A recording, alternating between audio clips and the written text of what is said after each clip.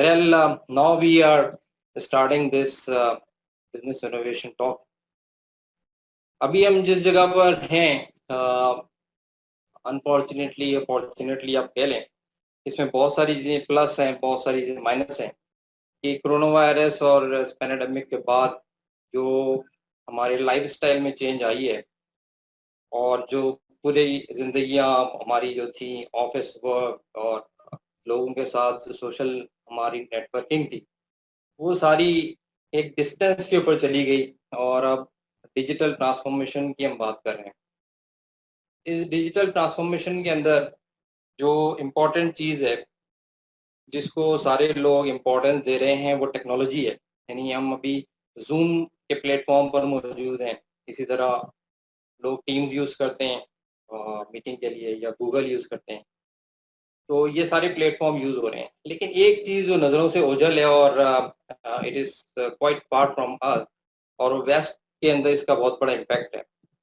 Waste में इसलिए कि लास्ट जो सेंचुरी थी उसमें इसी तरह का ही एक वायरस इन्फ्लुएंजा जो था उसने 50 मिलियन लोगों की जान ले ली थी। उसका जो खौफ है वो इस तरह का है कि वहाँ पर जो प्रोडक्टिविटी है वो ऑलमोस्ट मैसिवली जो है वो डिक्रीज हुई है। उसका आप 10% में कह लें प्रोडक्टिविटी को, लेकिन वो मैसिवली भी है। और दूसरा ये कि उनके जो एडल्ट हैं 40 to 50% एंजाइटी और डिप्रेशन और जो मेंटल हेल्थ है उन इश्यूज के अंदर जो है ना वो उन चैलेंजेस के अंदर का शिकार है। तो इस तरह से हम इस चीज़ को नेग्लेक्ट या इग्नोर नहीं कर सकते कि हम डिजिटल ट्रांसफॉर्मेशन के ज़रिए अपनी ज़िंदगी को उसी तरह से बहाल कर लेंगे। We can not do it. यानी innovation is not enough if people are stressed out और पीपल आर इन एंग्जायटी और डिप्रेशन। तो उसके लिए ज़रूरी है कि जो लोग हैं, आप लोग भी जो बैठे हैं, तो unless the people are able to hit the reset button within themselves, तो वो मोटिवेशन लाना, वो लाइफ के अंदर ज़िंदगी लाना, वो अब ज़्यादा ज़रूरी हो गया है उस वक़्त से जब हम सोशली बहुत ज़्यादा इंटरैक्ट कर रहे थे। Let's come to our topic और इसमें जो एजेंडा है, मैं जो कवर करूँगा, इसमें 5 टॉपिक्स हैं, 5 एजेंडा पॉइंट्स हैं और ये पॉइंट्स कवर करेंगे all the things which are defined in the flag जो आपको ऑलरेडी मिल चुका है। तो इसके अंदर सबसे पहले चलते हुए हम स्टीव जॉब की लाइफ के ऊपर थोड़ी सी बात करेंगे, क्योंकि इस वक्त सूरत-ए-हाल ये है कि 20 to 30 years back if we look at all the जो प्रोग्रेस हुई है कंपनीज के अंदर और जो लाइफस्टाइल चेंज हुआ है इंडस्ट्री के अंदर, उसकी जो बुनियादी वजह है और जो सारी की सारी रूट्स जाकर मिलती हैं, उसमें स्टीव जॉब का बहुत बड़ा किरदार है और इसको समझ लें तो बिजनेस इनोवेशन का प्रोसेस पूरा समझ में आ जाता है। फिर सेकंड टॉपिक है कैनवस बिजनेस मॉडल, इसको हम देखेंगे, समझने की कोशिश करेंगे। इसी से फिर जो आउटकम में डिसरप्शन और हैक्स हैं हम क्या कर सकते हैं बिजनेसेस के अंदर, वो हम देखेंगे। Then will come towards example, local और अदर एग्जांपल, ये हम देखेंगे। फिर उसके बाद आपके जो स्टार्टअप्स हैं, अगर आप में से कोई लोग स्टार्टअप की तरफ आना चाहते हैं या ऑलरेडी बिजनेसेस में हैं, तो वो उनको हम देखेंगे। अच्छा, मेरा एक क्वेश्चन है छोटा सा कि हमने कोई ब्रेक बीच में करनी है? जी श्योर, आपका क्वेश्चन ठीक है। हम जो है वो नमाज के लिए ब्रेक कर सकते हैं मगरिब की नमाज के वक्त पे, दैट इज नो इशू। बात तो ये है कि यानी अदरवाइज हम ब्रेक ना करना चाहें तो कोई मसला। राइट, चलिए इसको देख लेते हैं अभी। तो let's come to our topic और उसमें ये कि I will start from this कि कोई भी जिंदगी के अंदर काम हो तो that should be with the meaning. और ये रॉबर्ट कियोसाकी जो है उसका आपने नाम सुना होगा, he has been a very good explanation on that कि जिंदगी की जो असल बुनियाद है वो उसकी मीनिंग है। अगर आप सारे बिजनेस प्लान और सारी चीज़ और ये सब कुछ ये इसलिए कर रहे हैं कि पैसा कमाना है, तो that won't give you anything. अगर आप ये समझकर करेंगे कि आपने इससे कोई आउटपुट देनी है पूरी सोसाइटी को, पूरे माशरे को, लोगों के साथ भी आपने बहुत कुछ करना है, तो then it will make sense and you will get the things. और ये देखेंगे आप कि कंपनीज के जो स्टोरीज हैं उनके अंदर। तो यहाँ पर जो बिजनेस इनोवेशन में हम कंपनीज की बात करते हैं तो एप्पल ने कंप्यूटर्स को चेंज किया, गूगल ने इंफॉर्मेशन को, ईबे ने कॉमर्स को, ई कॉमर्स को, और यूट्यूब का आपको पता है तो यूट्यूब ने वीडियो का पूरा कॉन्सेप्ट चेंज कर दिया। इसी तरह से सिंपलिसिटी भी आई है इनोवेशन के साथ कि हम जो सोचते हैं और जो हम लिखना चाहते हैं या बोलना चाहते हैं वो नहीं कर पाते। हमारी हम जो है वो बड़ी-बड़ी स्टेटमेंट्स देते हैं, लेकिन काम वो जो है छोटे से एक सेंटेंस के अंदर हम एक्सप्लेन बड़ी खूबसूरती के साथ कर सकते हैं। उसकी एक एग्जांपल बड़ी अच्छी है कि एक मिशन स्टेटमेंट है वेंडीज की, जो कि हेल्दी फूड या फूड्स के अंदर, फास्ट फूड के अंदर नाम नोन है। तो ये इतनी बड़ी स्टेटमेंट जो आप देख रहे हैं जिसमें है कि जी ये सारा कुछ through leadership, innovation and partnership. इसको जैसी बिजनेस इनोवेशन हुई तो सबसे पहली चीज तो यही चेंज हुई है कि आपने वेंडीज को कहा जी हेल्दी फूड्स है, इसका स्लोगन है, इसका मिशन है। नाइकी का आपने स्लोगन देख लिया कि ऑथेंटिक परफॉर्मेंस। इस तरह फेडेक्स का पीस ऑफ माइंड। तो ये सारे जो आइडियाज हैं, ये जो सारी थॉट है, या हम ये सारी जो चीजें डिस्कस करेंगे, ये शुरू इसी से होती हैं कि आपकी जो थिंकिंग है, ठीक है, चाहे वो थिंकिंग आपके किसी एक छोटे से आइडिया से होती हो, अच्छे आइडिया से होती हो, या बड़े आइडिया से, या आइडियाज वो भी हो सकते हैं जो रिसाइकिल होने हैं, जो हम आगे जाकर देखेंगे कि बिजनेसेस को कैसे आप सेम बिजनेसेस को कॉपी करके लेकिन इम्प्रूवमेंट करके कैसे उसमें इन हो सकते हैं और आगे जा सकते हैं। अच्छा, मैं आगे बात को बढ़ाते हुए, क्योंकि बिल्कुल स्टार्ट है ये, तो ये आपके सामने एक लिस्ट है। There are lot of companies. इन कंपनीज के ऊपर थोड़ी सी रिसर्च की गई कि ये 20-22 साल में हुआ क्या है, कि इनमें से कुछ नाम जो है एकदम से ऊपर आए हैं, कुछ वहीं रह गए। तो ये प्रोसेसेस थे। इन प्रोसेसेस में ये था कि आइडिया से ही जाहिर है आप कोई नई चीज की तरफ जाते हैं, लेकिन टीम की एक बड़ी जरूरत है आपको जो उसमें इफेक्टिव और एक अच्छी रिसोर्स आपके पास हो। दूसरी चीज या तीसरी चीज बिजनेस मॉडल है, जिसको हम डिस्कस भी करेंगे। Then funding is almost always there कि वहां पर रहेगी। लास्ट में जो चीज है आप देखें, टाइमिंग, इट्स वेरी इंपॉर्टेंट। ये 5 चीजें जो हैं इसको लेकर रिसर्च की कुछ कंपनीज के ऊपर। ये एक लिस्ट है, इसमें नोन आपके पास नाम आ रहे हैं। ऊपर जो कंपनीज हैं आप देखें कि एयरबीएनबी से यूट्यूब तक और भी कंपनीज हैं, इन सब के जो बार्स बने हुए हैं इन्हीं 5 चीजों पे, यानी आइडिया से लेकर टाइमिंग तक। तो इसमें नीचे वाली से आप कंपेयर करें, उन्होंने भी, बाज ने जो है फंडिंग बहुत ही ज्यादा की हुई है, आपने देखें सबकी फंडिंग ज्यादा है।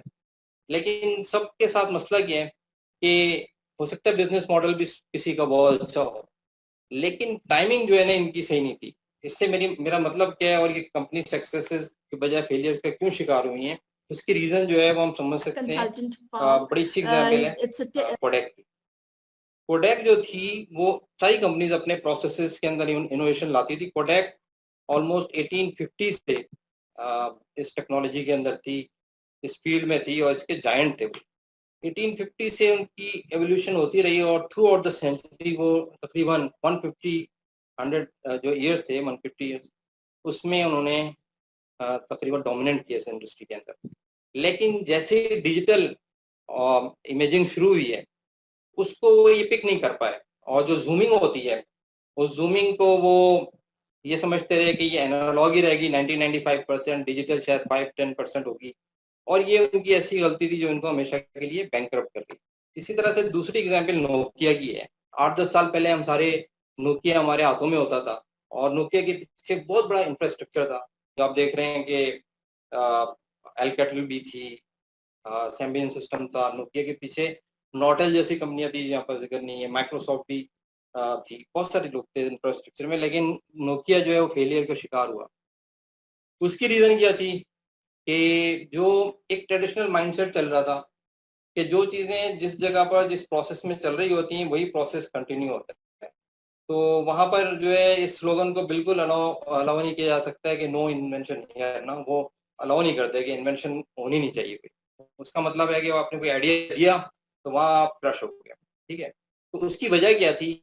उसकी वजह हमारा सिस्टम है, जो आप कह लें कि आज भी हमारे जो इंस्टीट्यूट से लोग ग्रेजुएट, मैं खुद भी जहाँ से ग्रेजुएट होकर निकला हूँ, तो हम जब मार्केट में जाते हैं, हम आईक्यू टेस्ट देते हैं, इंटरव्यूज देते हैं, तो सारों को एक ही स्टैंडर्ड से वो देखा जाता है। This picture tells all the story. आपको पता लग रहा है कि सारों को कहा जा रहा है कि इस दरख्त के ऊपर कौन पहले जो है वो जंप करता है और उतर कर वापस आता है। तो आप समझ सकते हैं कि ये हमारी जो थिंकिंग है वो इस तरह की थी। और जो इनोवेशनल थिंकिंग है वो बिल्कुल डिफरेंट है। वो क्या है, वो हम देखते भी जाएंगे। वो आउट ऑफ कंफर्ट जोन आना है, प्रोएक्टिव होना है, ठीक है, कंपेरेबल नहीं होना है। एक दूसरे के साथ आप कंपेयर कर ही नहीं सकते, ठीक है। हर एक की अपनी कैपेबिलिटी है, उस कैपेबिलिटी के मुताबिक वो सोचेगा, उसके आइडियाज होंगे, उस पर वो चलेगा। अच्छा, अब साथ साथ हम आगे बढ़ते हुए मैंने कहा था कि एक बहुत इंपॉर्टेंट चीज जो इस पूरी प्रेजेंटेशन की आप कह लें कि क्रक्स है, जान है इसकी, वो ये इनोवेशन सीक्रेट्स हैं। और ये कहाँ से आए हैं? ये पैशन, ये विजन, क्रिएटिविटी या ड्रीम्स और से नो, यानी नहीं कहना किसी भी इस सोसाइटी के अंदर जहाँ पर चीज़ें जो रिक्वायर्ड होती हैं उसके अगेंस्ट में, या इमोशनल कनेक्शन विद कस्टमर, ये सारी चीज़ें जो लास्ट में स्टोरी टेलिंग, ये सारी चीज़ें जो हैं ये हमें जिस जगह से मिलती हैं वो बिजनेस इनोवेशन नाम है स्टीव जॉब का। बड़ी इंटरेस्टिंग स्टोरी है, बड़ी मोटिवेशनल है। आई बिलीव कि आप में से हर एक ने थोड़ी बहुत तो ये इसको टच किया होगा, लेकिन आज इसका थोड़ा सा एक मैं आपको एक प्लेयर और दे दूंगा तो आपको अंदाजा होगा कि स्टीव जॉब जो था वो अपने कॉलेज में ही उसने खुद से इंटेंशनली अपने आप को ड्रॉप आउट किया, ठीक है? और उसकी जो आ, आप कह लें कि जो हैबिट्स थी वो क्या थी? उसकी हैबिट्स कैलीग्राफी थी, मेडिटेशन के लिए ये एक ऑर्चर्ड जाता था, एप्पल ऑर्चर्ड, ठीक है। इसी तरह इलेक्ट्रॉनिक्स, पीसीबी जो है इलेक्ट्रॉनिक्स इसकी थी। तो इसने अपनी उस स्कूल को बर्बाद का और अपने घर में और अपने एक दोस्त के साथ मिलकर कार पोर्च में जो घर के साइड पे था, पीछे बैक साइड पर, उसमें अपनी एक लैब बनाई, ऑफिस बनाया। वहां पर उसने फिर ये काम शुरू किया, स्टार्ट था इसका। तो ये बहुत पुराने दौर की, मैं 70s की मैं बात कर रहा हूँ। बहरहाल ये जब काम करता रहा, और उस वक्त तो कंप्यूटर्स का मतलब ये था, कीबोर्ड भी होते थे, छोटा सा डिस्प्ले था जिसपे छोटे छोटे प्रोग्राम होते थे, लोग कैश मेमो और वगैरह इन चीज़ों के लिए यूज़ करते थे।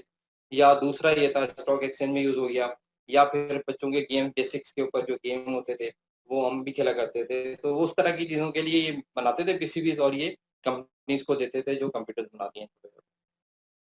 इसी दौरान इन्होंने जो एप्पल था, इस कंपनी का इन्होंने इसने फाउंडेशन रखी, और ये he is the founder and Pioneer of Apple.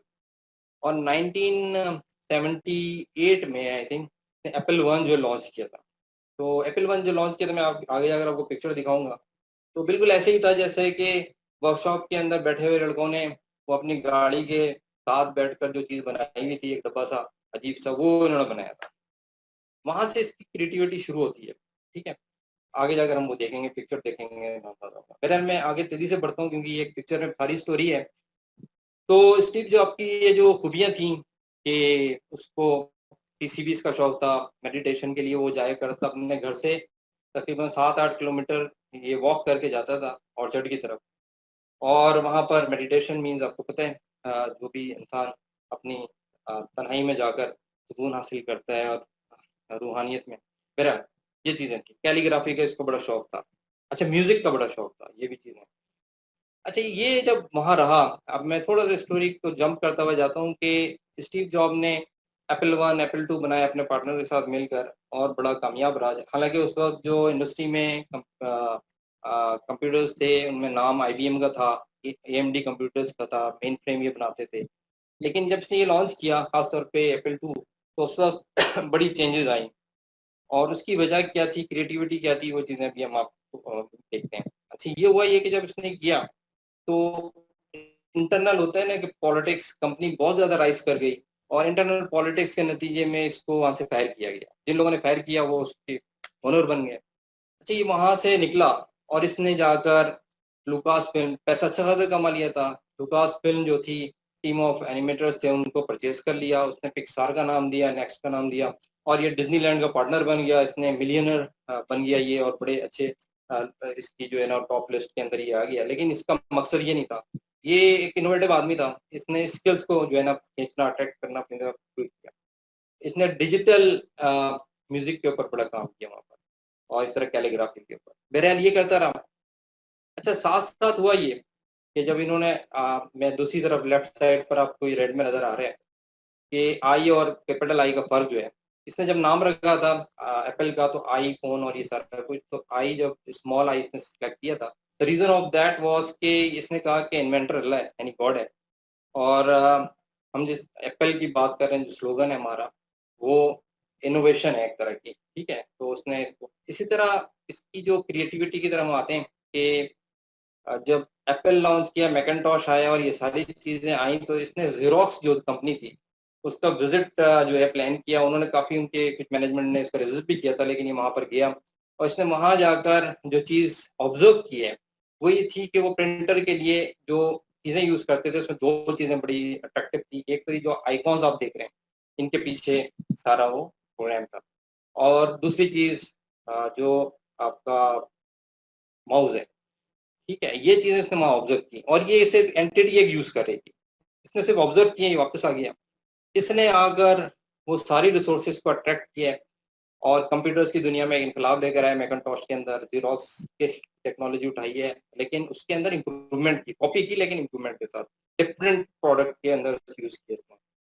फिर आपको आगे बढ़ते हुए, मैं स्टोरी को स्किप करते हुए अगर आगे चलूं, तो ये आईफोन जो आप मेरे हाथ में भी देख रहे हैं, इसके हाथ में भी है। ये फ़ोन है, अगर आप में से किसी ने एक्सपीरियंस किया हो, मैं 2000 आई थिंक 12 में जब भी लॉन्च हुआ था फर्स्ट टाइम 5S है ये इसका, तो ये मैंने उस वक्त परचेज किया था और आज तक इसकी बैटरी चल रही है, ठीक है। तो इसमें ये जो रेवोल्यूशन था कि स्टीव जॉब ने अपने इंजीनियर्स को बुलाया और कहा कि ये रोज रोज बैटरी चेंज करना और निकालना है, रिप्लेस करना है, इससे जान छुड़ानी है। तो उन्होंने कहा कि ये हो नहीं सकता, नॉट पॉसिबल। इसने बड़ा हार्ड उनसे लैंग्वेज में बात की और उसने कहा कि ये क्यों नहीं हो सकता। बहरहाल ये खुद इंजीनियरिंग उस तरह से इसने नहीं की हुई थी, लेकिन ये उनके पीछे लगा रहा और उनसे इसने ये बैटरी बनवाई जो इसके अंदर आज मैं तो नहीं निकाल सकता, और ये इसी तरह से आज 8 साल हो गए ये इसके अंदर चल रही है। इसी तरह से जो लैपटॉप्स थे, जो मैक बुक्स थी इनकी, उससे पहले जो लैपटॉप्स थे उसमें जो फैन की आवाज़ आती थी आपको इरिटेट करती थी, ये इसने कहा कि निकालो। उसके ऊपर बड़ी सी लड़ाइयाँ हुई अपने इंजीनियर के साथ, वो इसने निकलवाई। लोग इससे, जो मैं आपको सारे टॉपिक बताए थे कि से नो टू 1000 थिंग्स, लोग कहते थे जी कि आप इसके अंदर फ्लैश कार्ड दें, ठीक है, एक्सटर्नल मेमोरी दें। इसने रिव्यूज किया, नहीं दी। इसके बजाय इसने क्या किया, आई क्लाउड बना दिया, यानी एक इंटेलिजेंट गेम की, वो भी लोग परचेज करें। और इसने फिर उसके बाद जो इसकी इनोवेशन थी, ये सारे आइडियाज जो थे ये स्टीव के थे कि एक प्रोडक्ट है उसके अंदर डिफरेंट जो एरियाज हैं, उन डिफरेंट एरियाज को एड्रेस करना और उसके अंदर क्या इनोवेशन आ सकती है वो लेकर आना। तो ये मैं चंद चीजें आपके सामने मैंने गिनवाई हैं। अच्छा, इसकी एक जो हम विजन की बात करते हैं, ये सारी मैंने आपके सामने बात की है। इसकी जो स्किल्स थी, क्रिएटिविटी की, और इसके जो मिशन था, और इसकी जो हैबिट्स थी उनकी। लेकिन जो एक और चीज थी, वो इसका विजन था। विजन के ऊपर एक छोटी सी स्टोरी है। वो ये है कि कैम्बेल, जिसने कि पावर पॉइंट का मौजूद है, तो स्टीव जॉब का ये था कि ये हर उस बंदे को जिसने कोई इस तरह का काम किया हो, उसको ये बुलाकर उससे बात करता था, उसको अट्रैक्ट करता था और अपनी कंपनी में मर्ज करता था। उसने कैम्बेल को इनवाइट किया। कैम्बेल भी बड़ा ज़हीन आदमी था। उसने कहा कि मैंने मिलना स्टीव जॉब से, तो उससे पहले मैं कुछ तैयारी करूँ। तो ये गया है, और जो कॉम्पिटिटर थे मार्केट में, टेंडी और कमोडोर, जो कंप्यूटर्स थे उस वक्त, उनके जो ओनर्स थे उनके पास गया और उनसे जाकर कहा कि तुम इन कंप्यूटर्स को कैसे देखते हो फ्यूचर में, क्या इनका प्रोस्पेक्ट्स हैं, क्या इनका फ्यूचर है। तो उनमें से एक ने कहा कि जो उस कंप्यूटर के साथ साथ टीवी का, टीवी चैनल का मालिक था टीवी का, तो वो ये कहने लगा कि ये ज़्यादा से ज़्यादा ये कंप्यूटर टीवी के तौर पे जाना जाएगा। और दूसरे ने कहा, जो स्टॉक एक्सचेंज का भी उसका कुछ था होद्देदार, तो उसने कहा कि ये स्टॉक एक्सचेंज में जो आपके सॉफ्टवेयर यूज होते हैं उसमें ज़्यादा यूज हो सकता है, ये इससे ज़्यादा इसका कोई प्रोस्पेक्ट्स नहीं। यानी इनका विजन ये था। तो ये सारी चीज़ें सुनने के बाद जब ये आया है स्टीव जॉब के पास, और उसने स्टीव जॉब से बात शुरू करने से पहले ये बात उसको देखने के लिए कि इसका विजन क्या है, उससे पूछा। स्टीव जॉब ने उसके ऊपर घंटे गुजार दिए और उसने उसके सामने एक पिक्चर जो पेंट की, और उसने कहा कि इट वुड चेंज एवरीथिंग। जो आपको सामने लिखा हुआ नजर आ रहा है, we work, we educate our children, entertain our self, everything. और उसने कहा कि आखिरकार होगा ये कि computer will be in every hand. इसका ये स्लोगन भी था, ठीक है, ठीक है, कंप्यूटर इन एवरी हैंड का। तो ये उसका विजन उस वक्त था जबकि अभी आईफोन भी इसने लॉन्च नहीं किया था, ये कंप्यूटर्स की बात हो रही थी, तो उसके ऊपर इसका विजन ये था। आखिरी एक दो चीज़ों पर आ जाएँ फिर आगे बढ़ते हैं, क्योंकि ये है तो बड़ी लॉन्ग स्टोरी कि स्टीव जॉब जो था इसकी सिर्फ ये नहीं थी कि बिज़नेस के अंदर टेक्नोलॉजी के अंदर इनोवेशन लानी है, जैसे मैंने आपको बताया विजन इसका ये था। और फिर ये जो आपने काम देखा इसका कि जो इसने म्यूज़िक की डिजिटाइज़ेशन की थी, वो सारी इसने लॉन्च की और यहाँ पर उसने आईट्यून बनाया, आईपॉड बनाया, ये सारी चीज़ें इसने लॉन्च किया इसके साथ। इसके साथ एक और चीज़ थी मार्केटिंग। मार्केटिंग ज़ाहिर है एक डिफरेंट फ़ील्ड है। तो अब इसने क्या किया कि मार्केटिंग के एक्सपर्ट्स उठाए जो बड़े-बड़े ईबेज़ वगैरह के रह चुके थे सीईओज़ वगैरह। लेकिन उनको बुलाकर उनसे डिस्कस किया उसने और इसने जो लॉन्च किया ये इंडस्ट्री के अंदर फर्स्ट टाइम ऐसा हुआ था कि कोई प्रोडक्ट जो है वो मार्केट्स में शॉप्स के ऊपर नहीं गई, इनके अपने आप बड़े-बड़े जो मॉल्स होते हैं बाहर आप में से कोई गया हो यहाँ पर भी शायद हो, आईफ़ोन का जो या एप्पल का जो स्टोर है इनका अपना स्टोर होता है और बहुत ही एलिगेंट है, बहुत डिज़ाइन उसका सोफिस्टिकेटेड होता है। उसमें सिर्फ 3 चीज़ें यूज़ होती हैं, एल्युमिनियम यूज़ होगा, ग्लास यूज़ होगा, वुड यूज़ होगी। उससे बड़ा ज़बरदस्त उनके डिज़ाइन करते हैं, अपने सारी प्रोडक्ट वहाँ रखते हैं, क्लाइंट को कहते हैं आएँ, बैठें, इससे खेलें, इस पर काम करें, पसंद आए, जो क्वेश्चन पूछना है पूछें, इंजीनियर्स, टेक्नोलॉजिस्ट वहाँ मौजूद होते हैं, उनसे सवाल पूछें, उसके फीचर्स देखें और वो बड़ी महँगी चीज़ होती थी। आज भी ज़ाहिर है हम में से कई लोग उसको सिर्फ देखते हैं, लेते नहीं। तो ये इसका मार्केटिंग का स्टाइल था। दूसरा कस्टमर्स इसने जो बनाए, वो कस्टमर्स स्पेसिफिक थे। हर कोई आईफ़ोन नहीं खरीदता, हर कोई आईमैक नहीं लेता। आईमैक लेने वाले लोग जो हैं वो कौन हैं? आगे थोड़ा-सा चलते हैं, तो मेरे ख़्याल में सारी चीज़ें मैंने कवर की हैं। तो एक चीज़ के अलावा कि चलें वो आगे कवर कर लेंगे। इसमें ये था कि ये देख लें, इसने जो फर्स्ट एप्पल वन लॉन्च किया था लेफ्ट साइड पर, बॉक्स नज़र आ रहा है ये। फिर इसने एप्पल 2 में ये किया कि इसकी ऑब्ज़र्वेशन थी, ये स्टोर्स वगैरह में इसने देखे कि ये जो किचन आइटम्स होते हैं वो बड़े खूबसूरत होते हैं। वो लेकर इसने उनसे बनवाया और यहाँ पर एप्पल 2 लॉन्च किया। यानी एस्थेटिक्स का भी ख़्याल रखता था ये। अच्छा, जो मैंने एक चीज़ आपको बताई थी इसको निकाल दिया गया था, ये फायर हुआ था। तो 2001-2 की बात है या 1907 की आई थिंक बात है कि एक बड़ी जो मैक वर्ल्ड एक्सपो होता था, तो उसमें सारे लोग मौजूद थे इंडस्ट्री के, जिसमें बिल गेट भी था। Bill get one of the board members था इनका। तो वहाँ पर ये था कि ये बैंकरप्ट हो गई थी और उस वक़्त स्टीव जॉब इस कंपनी में नहीं था, उसको छोड़े हुए भी 10-12 साल हो चुके थे और ये कंपनी आहिस्ता-आहिस्ता उसके बाद बैंकरप्ट हुई। अब इनको ये था कि ये इसको कैसे उठाएँ? तो वहाँ पर बिल गेट ने एक सजेशन दी कि स्टीव जॉब को वापस लाया जाए और उसके लिए उसने कहा कि फंडिंग ही हम करेंगे। तो साथ में ये हुआ कि स्टीव जॉब वापस आए, जो ऊपर नाम लिखा है जॉन शेले, जो इसका कॉम्पिटिटर था, जो यहाँ पर आया था, जिसने इसको निकलवाया था, उसको हटाया गया, फिर दोबारा लाया गया। तो दोबारा आने के बाद इसने क्या किया, इसने जो असल जो चीज़ थी बिज़नेस की उसको एड्रेस किया और वो आपको मैं बताऊँ तो आप हैरान होंगे कि सारे बिज़नेस का जो चैनल था, जो चीज़ थी जिसको एड्रेस करना था वो कस्टमर थे और जो कस्टमर इसके नज़दीक इसने अपने सर्वे रिसर्च की हुई थी, 65% जो है वो टीचर्स थे और 80% पब्लिशर्स और डिज़ाइनर्स और प्रिंटर्स थे। आम लोग नहीं थे। ये इसके प्रोडक्ट जो है वो परचेज़ करते थे। इसने उनके ऊपर फिर थिंक डिफरेंट कैंपेन चलाई, ऐड चलाए और दोबारा से मार्केट में इन हुआ। फिर आपको पता है कि स्टीव जॉब ने किस तरह से आईफ़ोन को लॉन्च किया। आईफ़ोन और ये फिर जो बुक्स आती गईं, ई-बुक वगैरह एस्थेटिक्स इसकी इसने बिल्कुल चेंज कर दी। बहुत भारी फर्स्ट बुक आपने देखी होगी, बहुत हेवी होती थी। इसका मटेरियल चेंज किया, की सारी ये बहुत सारी चीज़ें इसने की हैं इसके अंदर। अच्छा, लास्ट चीज़ जो इसमें चलते बड़ी इंटरेस्टिंग है वो ये कि लोग बड़ी-बड़ी स्टोरीज़ लिखते हैं। इसने अपनी सारी प्रोडक्ट के साथ ये लिखा कि जैसे इसने जब लॉन्च किया था अ, अपनी technology revolutionary device at N unbelievable price, ये मैक शो के अंदर उसने 2010 में। और वो क्या था, उसने फिर कंप्यूटर जब लेकर आया मैक का, तो उसने कहा computer in the hands of everyday people. ये क्या था, ये आईफ़ोन के लिए इसने बात की। आईपैड के लिए इसने बात की magical and revolutionary product. IPod pod के लिए इसने बात की it's 1000 songs in your pocket. Mac के लिए इट्स वर्ल्ड थिनेस्ट नोटबुक। यानी ये स्टोरी टेलर भी बहुत अच्छा था, मार्केटिंग में भी। यानी जितनी चीज़ें आपके बिज़नेस में रिलेट करती हैं, जो लोगों को अट्रैक्ट करती हैं, उन सारी चीज़ों को स्टीव जॉब ने अट्रैक्ट किया है। इसकी बड़ी इम्प्रेसिव लाइफ है। आप देखें कि एक बंदा एक रेवोल्यूशन जो है वो दुनिया को दे गया टेक्नोलॉजी के नाम पर।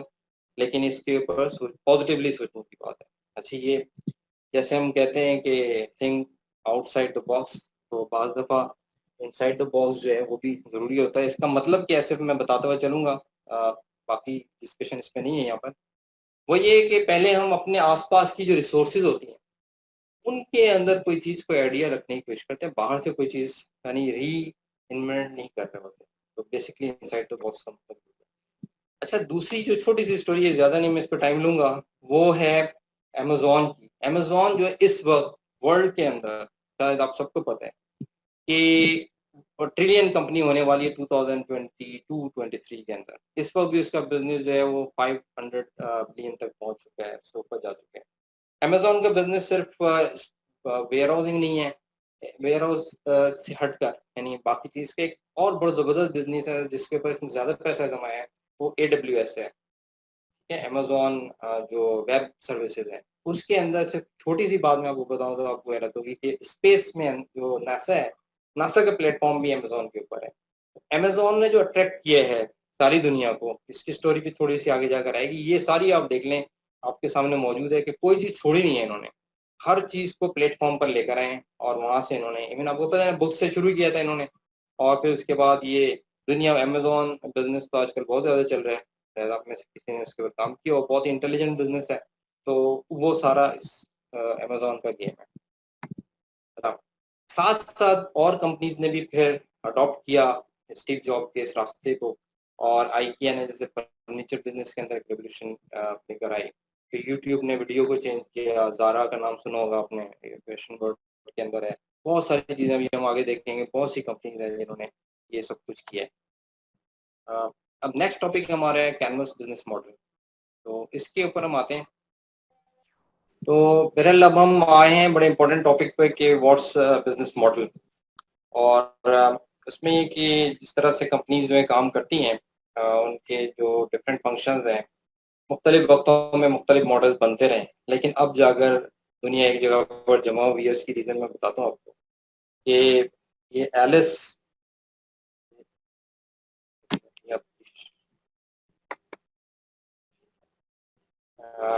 एलिस जो है इसने इसको बिज़नेस मॉडल जो था इनोवेट किया था। बहरहाल लेकिन इससे इसके ऊपर जो वर्किंग हुई है इसमें ऑलमोस्ट दुनिया भर से 450 के करीब एक्सपर्ट्स जो हैं वो गैदर हुए थे एक जगह पर और उन्होंने फिर बिज़नेस मॉडल जनरेशन के ऊपर काम किया था।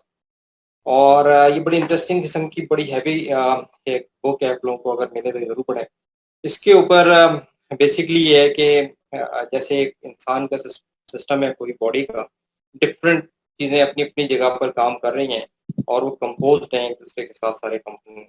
तो वो सारी चीज़ें इसमें एक हनीफ साहब हैं, कुछ पूछना चाह रहे हैं प्लीज़? जी। जी, हनीफ साहब। ये पहले राइज़ किए होते हैं इन्होंने। अच्छा, आप तो प्लीज कंटिन्यू करें, ये कोई मतलब जो भी है अच्छा, ठीक है, लास्ट लास्ट में पूछ लीजिएगा, ठीक है? जी लास्ट में आप अपना लास्ट प्लीज में कर कंटिन्यू करें। अच्छा, इसमें ये था कि जो मॉडल है अगर आप इसको जो समझना चाहें तो वो ये है कि आप जितने भी बिज़नेसेस होते हैं उसमें जो मेन चीज़ होती है वो कॉस्ट है और उसका प्रॉफ़िट है। ज़ाहिर है आप इन 2 चीज़ों को देख रहे होते हैं। तो इन 2 चीज़ों को देखकर आप बिज़नेस को चला रहे होते हैं।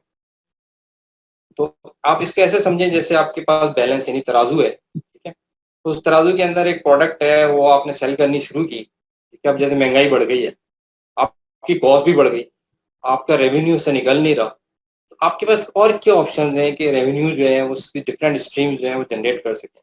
तो इसके लिए जब बड़ी इसके ऊपर इन्होंने वर्किंग की है, अभी आप नज़र भी आएगा कि सिर्फ प्रोडक्ट ही एक चीज़ नहीं होती जिससे रेवेन्यू जनरेट होता है, there are lot of things, many things. Screen आपकी जो है वो चल नहीं रही, जो हैंग हमें हो एक गई, ही जी हैंग हो गई है शायद, जो एक ही स्लाइड नजर आ रही है और स्लाइड चेंज नहीं हो रही है। अभी हो रही है? नहीं नहीं हो रही? नहीं मेरे अभी नहीं पास हो रही। पहले हो गई थी, पहले हैंग हुई थी लेकिन अब सही हुई है। या तो इसको एक दफ़ा मैं स्किप करके दोबारा से करता हूँ। अ, अभी कुछ फ़र्क पड़े? जी नहीं, अभी भी फर्क नहीं पड़ा। अच्छा एक मिनट, ये मेरे ख्याल में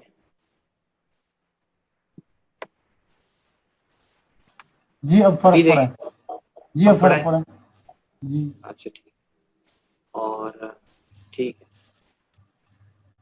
ठीक है। तो बहरहाल अभी आ जाते हैं। तो ये जो वन पेज के ऊपर सारी सिस्टम, अब इसको मैं ज्यादा इसलिए डिस्कस नहीं कर रहा कि हमारी सारी स्लाइड्स जो चलेंगी इसमें आपको through out you will understand all the story ना, लेकिन इसमें आपको पिक्चर से नजर आ रहा है। इसका नाम भी कैनवस क्यों है, इट्स पेंटिंग कैनवस के। आपको लेफ्ट साइड से नंबर 1 कस्टमर सेगमेंट है, वेरी इंपॉर्टेंट। कस्टमर सेगमेंट से आप शुरू होते हैं, कस्टमर की रिक्वायरमेंट के ऊपर आपकी प्रोडक्ट चल रही होती है। सेकेंड चीज आपकी वैल्यू प्रोपोजिशन, यानी ऑफरिंग्स में आपकी वो क्या है, डिजाइन क्या है प्रोडक्ट का। तीसरी चीज चैनल्स हैं, किस तरीके से उस तक पहुंच रही है। फिर उसके बाद कस्टमर रिलेशनशिप है, दैट इज वेरी इंपॉर्टेंट। हम देखेंगे एग्जाम्पल से रेवेन्यू स्ट्रीम्स जो है आपकी, कैश मशीन दिखा रही है, तो इस तरह से हम क्या क्या हो सकती हैं, की रिसोर्सेज, की एक्टिविटीज और पार्टनरशिप और कॉस्ट स्ट्रक्चर। ये 9 एरियाज हैं जो कि हम देखेंगे। बहुत ही इंपॉर्टेंट एरियाज हैं, इनको आप अगर समझ लेंगे, कोई भी बिजनेस आप करें बैठकर, तो वो बिजनेस आप लेकर चल सकते हैं। तो इसके अंदर मैं थोड़ा सा इसको पावर पॉइंट पर लिया, ठीक है। अच्छा ये उसी को थोड़ा सा शो किया है मजीद कैनवस के ऊपर। मैं आगे बढ़ता रहूंगा। ये देखिए वन पेजर एक आपके पास मॉडल आ गया है, और इस मॉडल के ऊपर आप प्ले कर सकते हैं आप 10 चीजें। Now I come to the very dynamic things. और ये आपको राइट साइड पे चीजें नजर आ रही है, पिक्चर्स वीडियो की वजह से तो मसला नहीं हो रहा। नहीं नजर आ रही है, नजर आ रही है। नजर आ रही है, ठीक है। तो इसमें इस तरह से है कि हमने सबसे पहला सेगमेंट कहा था कस्टमर्स का है। जहन में सवाल आता है कि कस्टमर्स की क्या टाइप्स हो सकती हैं। कस्टमर्स की टाइप्स आपको पता है कि अगर आप एग्जांपल से देख लें, बहुत इजी है कि कोका कोला है, पेप्सी है, इस तरह की 100 ऑफ प्रोडक्ट्स हैं जो कि मैसेज के अंदर जा रही हैं। हर आदमी जो है उसकी रीच है उसके अंदर और वो ले सकता है, तो वो मैस मार्केट जो है एक आपकी वो होगी कस्टमर की। दूसरी रोलेक्स है, निश मार्केट है, जिसमें हर आदमी ले सकता है, मुझे जैसा आदमी भी शायद ना ले सकता। रोलेक्स बहुत कीमती घड़ी है, ठीक है। HSBC जो बैंकिंग से रिलेटेड लोग हैं, सेगमेंटेड मार्केट है, ठीक है, इसकी प्रोडक्ट्स। Amazon आपको पता है ऑनलाइन, लेकिन डाइवर्सिफाइड बिजनेसेस के अंदर Amazon इसको छाया हुआ है। सिर्फ उनका बिजनेस जो है वो बुक्स तक महदूद नहीं रहा, बल्कि डाइवर्सिफाइड मार्केट है। मल्टी साइडेड प्लेटफॉर्म, ये गूगल की एग्जांपल भी, लेकिन हम आगे देख जाकर समझ लेंगे क्या है। तो ये तो आपका एक एरिया हुआ कस्टमर सेगमेंट का। कस्टमर सेगमेंट क्या होता है, इसी के अंदर मल्टी साइडेड को थोड़ा समझ लें। मल्टी साइडेड ये है कि आपका एक बिजनेस करने वाला और एक कंज्यूमर, यानी बिजनेस टू कंज्यूमर जो भी चीज जा रही है वो, उसकी एग्जांपल ये स्ट्रीमर्स दिए हुए हैं। ये भी हम देखेंगे स्ट्रीमर्स क्या होते हैं। जो ऑनलाइन आपकी स्ट्रीमिंग हो रही है इस वक्त, फेसबुक पे हो रही है अगर इस प्रोग्राम की, तो दे फेसबुक इज द स्ट्रीमर। तो फेसबुक को क्या फायदा हो रहा है, हो सकता है ऐड कमा रहे हो, या आप कंज्यूमर्स तक रीच उनकी हो रही है कंज्यूमर के काम की चीजों को। दूसरे आपके जो बिजनेस टू कंज्यूमर है, व्यूअर्स हैं, ठीक है। एक तो स्ट्रीमर्स हो गए, दूसरे व्यूअर्स हो गए, तीसरे एडवर्टाइजर्स हैं जो इससे एडवांटेज आते हैं। ये बिजनेस टू बिजनेस है, इसको भी हम देखेंगे कैसे फायदा उठाते हैं ये। तो ये आपकी जो सारी कस्टमर वाली साइड है ये कवर हो गई। वेरी इंपॉर्टेंट साइड इज जो दोबारा से प्रोडक्ट वाली साइड थी कि हमारे जो what for what they are paying product में। तो प्रोडक्ट की ज़ाहिर ऑफरिंग के ऊपर पे कर रहे होते हैं, उसकी कॉस्ट पे कर रहे होते हैं, डिजाइन पे कर रहे होते हैं, उसके फंक्शन पे कर रहे होते हैं या वो कस्टमाइज हो सकती है, सॉरी, उस पे वो कर रहे होते हैं। तो ये आपका एक इम्पोर्टेंट सेक्टर है। अच्छा अब इनके दरमियान कनेक्शन क्या है, ये अलग अलग तो हैं, कनेक्शन क्या है इनके दरमियान। अब देखें प्री व्यूवर्स आपके पास मौजूद है। प्री व्यूवर्स का इससे क्या ताल्लुक है, प्री व्यूवर्स को यहाँ पर आप क्या दे रहे हैं प्रोडक्ट, वो गेम देख सकते हैं, ठीक है ना। और उसके साथ साथ उनके पास उस टूर्नामेंट की सारी जो प्लेयर्स के साथ इंटरेक्शन है, ई स्पोर्ट्स उन्होंने प्लेटफॉर्म बनाया हुआ है। तो व्यूवर्स के पास ये सारी रियल टाइम इंफॉर्मेशन भी मौजूद है। एक तो ये हो गया। दूसरे वो हो गए जो स्ट्रीमर्स हैं जो कि पे भी कर रहे हैं, यानी वो एक तो उनको प्लेटफॉर्म मिला हुआ है, अपनी स्किल्स को वो शो ऑफ कर रहे हैं। जैसे आपने मुझे प्लेटफॉर्म दे दिया है, ठीक है, build a community, community buildup हो रही है और एक अथॉरिटी उनकी डेवलप हो रही है। आहिस्ता आहिस्ता वो अपने कॉन्फिडेंस मार्केट के अंदर, फिर पैसे भी वो अर्न कर रहे हैं इस जगह से, इस प्लेटफॉर्म से। तो ये हुए। फिर एडवर्टाइजर्स में जैसे एक कंपनी यूबीसॉफ्ट, वो क्या करती है कि जी अब वो एक गेम हो रहा है कहीं पर, फर्ज किया कि हॉकी मैच हो रहा है और उसकी आप स्ट्रीमिंग कर रहे हैं, उसकी स्ट्रीमिंग कर रहे हैं, तो उसने एडवर्टाइज लगा दिया अपना, कोका कोला ने अपना एडवर्टाइजमेंट लगा दिया। तो उसकी वजह से कोका कोला की जो सेल है, अगर उसे स्टेडियम में फर्ज के सेल उसकी हो रही है या कहीं और उसकी सेल बढ़ गई, तो वो उसमें शेयर करेगा इस कंपनी के साथ जो कि ये स्ट्रीमिंग कर रही है। तो ये एक आपका एक चैनल हो गया, कस्टमर भी हो गया, ठीक है, जिनसे आप रेवेन्यू ले रहे हैं। और अब आ जाए कि ये वाली चीज़ थी जो हमने 2 चीज़ें कवर की हैं। तीसरी चीज़ है चैनल्स। चैनल्स में 2 तरह के चैनल्स हम डिस्कस कर रहे हैं, एक सेल्स और दूसरा डिस्ट्रीब्यूशन। सेल्स से मुराद ये है कि आप एक आम आदमी चीज़ें खरीदने जाते हैं तो वॉलमार्ट, ग्रोसरी या जो हमारे पास सुपरमार्केट्स होती हैं उसमें और इस तरह की शॉप में। दूसरा, आप आईफ़ोन पर, फ़ोन के ऊपर भी परचेज़ कर लेते हैं चीज़ें एप्लीकेशन में जाकर। अमेज़न में सारी ऑनलाइन हो रही है, वो तो डिफरेंट प्रोडक्ट्स कर रहे हैं, वो सिर्फ़ एक प्रोडक्ट पे नहीं है।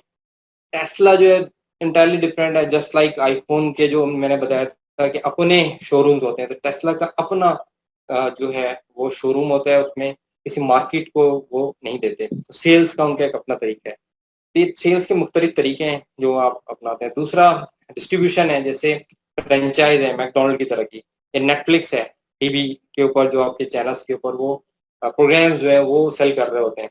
तो ये सारे जो है ना तरीके हैं चैनल्स के, मुख्तलिफ चैनल्स हैं जिनके ज़रिए से आप मार्केटिंग और कम्युनिकेशन कर रहे होते हैं। फिर उसके बाद उसी को थोड़ा-सा एक्सप्लेन किया कि ऑनलाइन है और इसमें प्रीमियम, ये हम डिटेल में जाकर देखेंगे कि इसमें प्रीमियम क्या चीज़ें होती हैं। ये अच्छा, फिर इसके बाद रिलेशनशिप जो है, वो आपकी क्या चीज़ है? सिर्फ़ हमने अभी वर्ड ये पढ़ा था, आप देखें इसमें किस-किस तरह की रिलेशनशिप है कि जब आप व्यूअर्स को रिलेशनशिप देते हैं तो उनको ट्विच की सपोर्ट टीम बैठी हुई है। ट्विच क्या चीज़ है? ट्विच स्ट्रीमर्स हैं। ट्विच का शायद नाम सुना आपने? स्ट्रीमर्स हैं जो कि गेम्स, म्यूज़िक ये सारी चीज़ें स्ट्रीमिंग कर रहे होते हैं। तो व्यूअर्स जो हैं अगर उनको कोई हेल्प चाहिए तो उनकी सपोर्ट टीम है, सेल्फ सर्विस भी उनके लिए मौजूद है।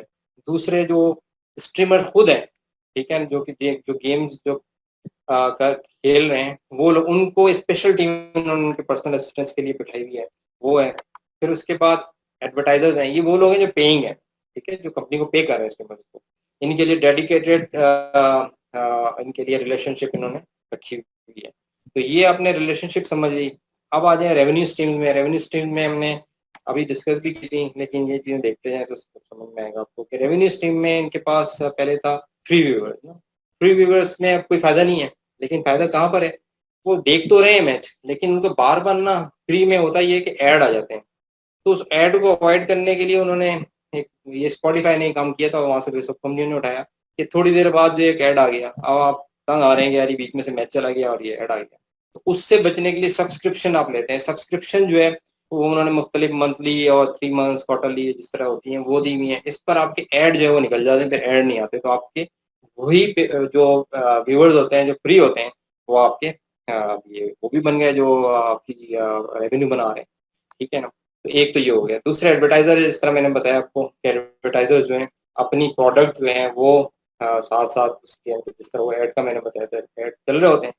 तो वो ऐड चलने का फ़ायदा ये होता है कि लोग फिर वहाँ पर परचेज़िंग उनकी बढ़ जाती है। तो ये इसमें शेयर करते हैं कंपनी के साथ, एडवर्टाइज़मेंट के खास जो भी रेट्स होते हैं उसको वो एडवर्टाइज़मेंट दे रहे होते हैं। इस तरह से ये डिफरेंट रेवेन्यूज़ की जनरेट हो गई यहाँ पे कि अटेंडेंस, एडवर्टाइज़र्स, स्ट्रीमर्स, व्यूअर्स, इनकी मुख्तलिफ रेवेन्यूज़ स्ट्रीम्स जो हैं वो जनरेट हो गई। तो ये एक चैनल हमने पढ़ा। अब आप इंटरेस्टिंग है नहीं, ये देखें ना, सिर्फ प्रोडक्ट से नहीं कमा रहे हैं, मुख्तलिफ चीज़ों से कमा रहे हैं।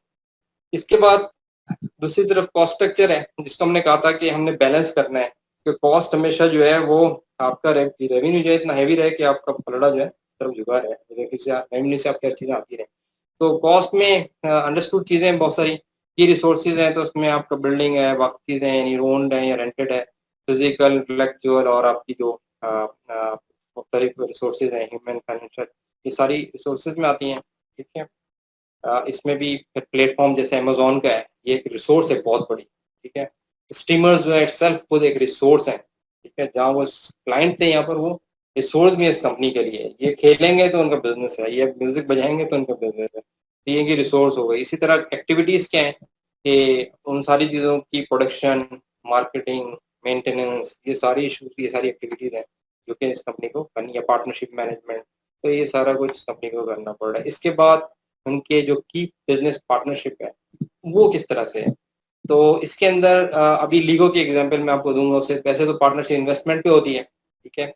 बाकी और चीज़ें भी इसमें शामिल हो सकती हैं, जॉइंट वेंचर जो जाते हैं, फिर इसमें एक कैपेक्स के अंदर पार्टनरशिप हो सकती है, ओपेक्स के अंदर यानी कैपिटल एक्सपेंडिचर में एक पार्टनरशिप हो सकती है, ऑपरेटिंग के अंदर हो सकती है, रनिंग बिजनेस के अंदर आप कोई अफसर पार्टनरशिप में आ जाए, स्ट्रेटेजिक अलायंसेस हो सकते हैं। ठीक है, तो ये जो जो लोग हैंड रेज कर रहे हैं लास्ट में क्वेश्चन अपने रखें, तो हम एक साथ ये सारे क्वेश्चन कर लेंगे, क्योंकि अभी थोड़ा सा टाइम का इशू ना हो और चीजें काफी कवर करनी है, राइट।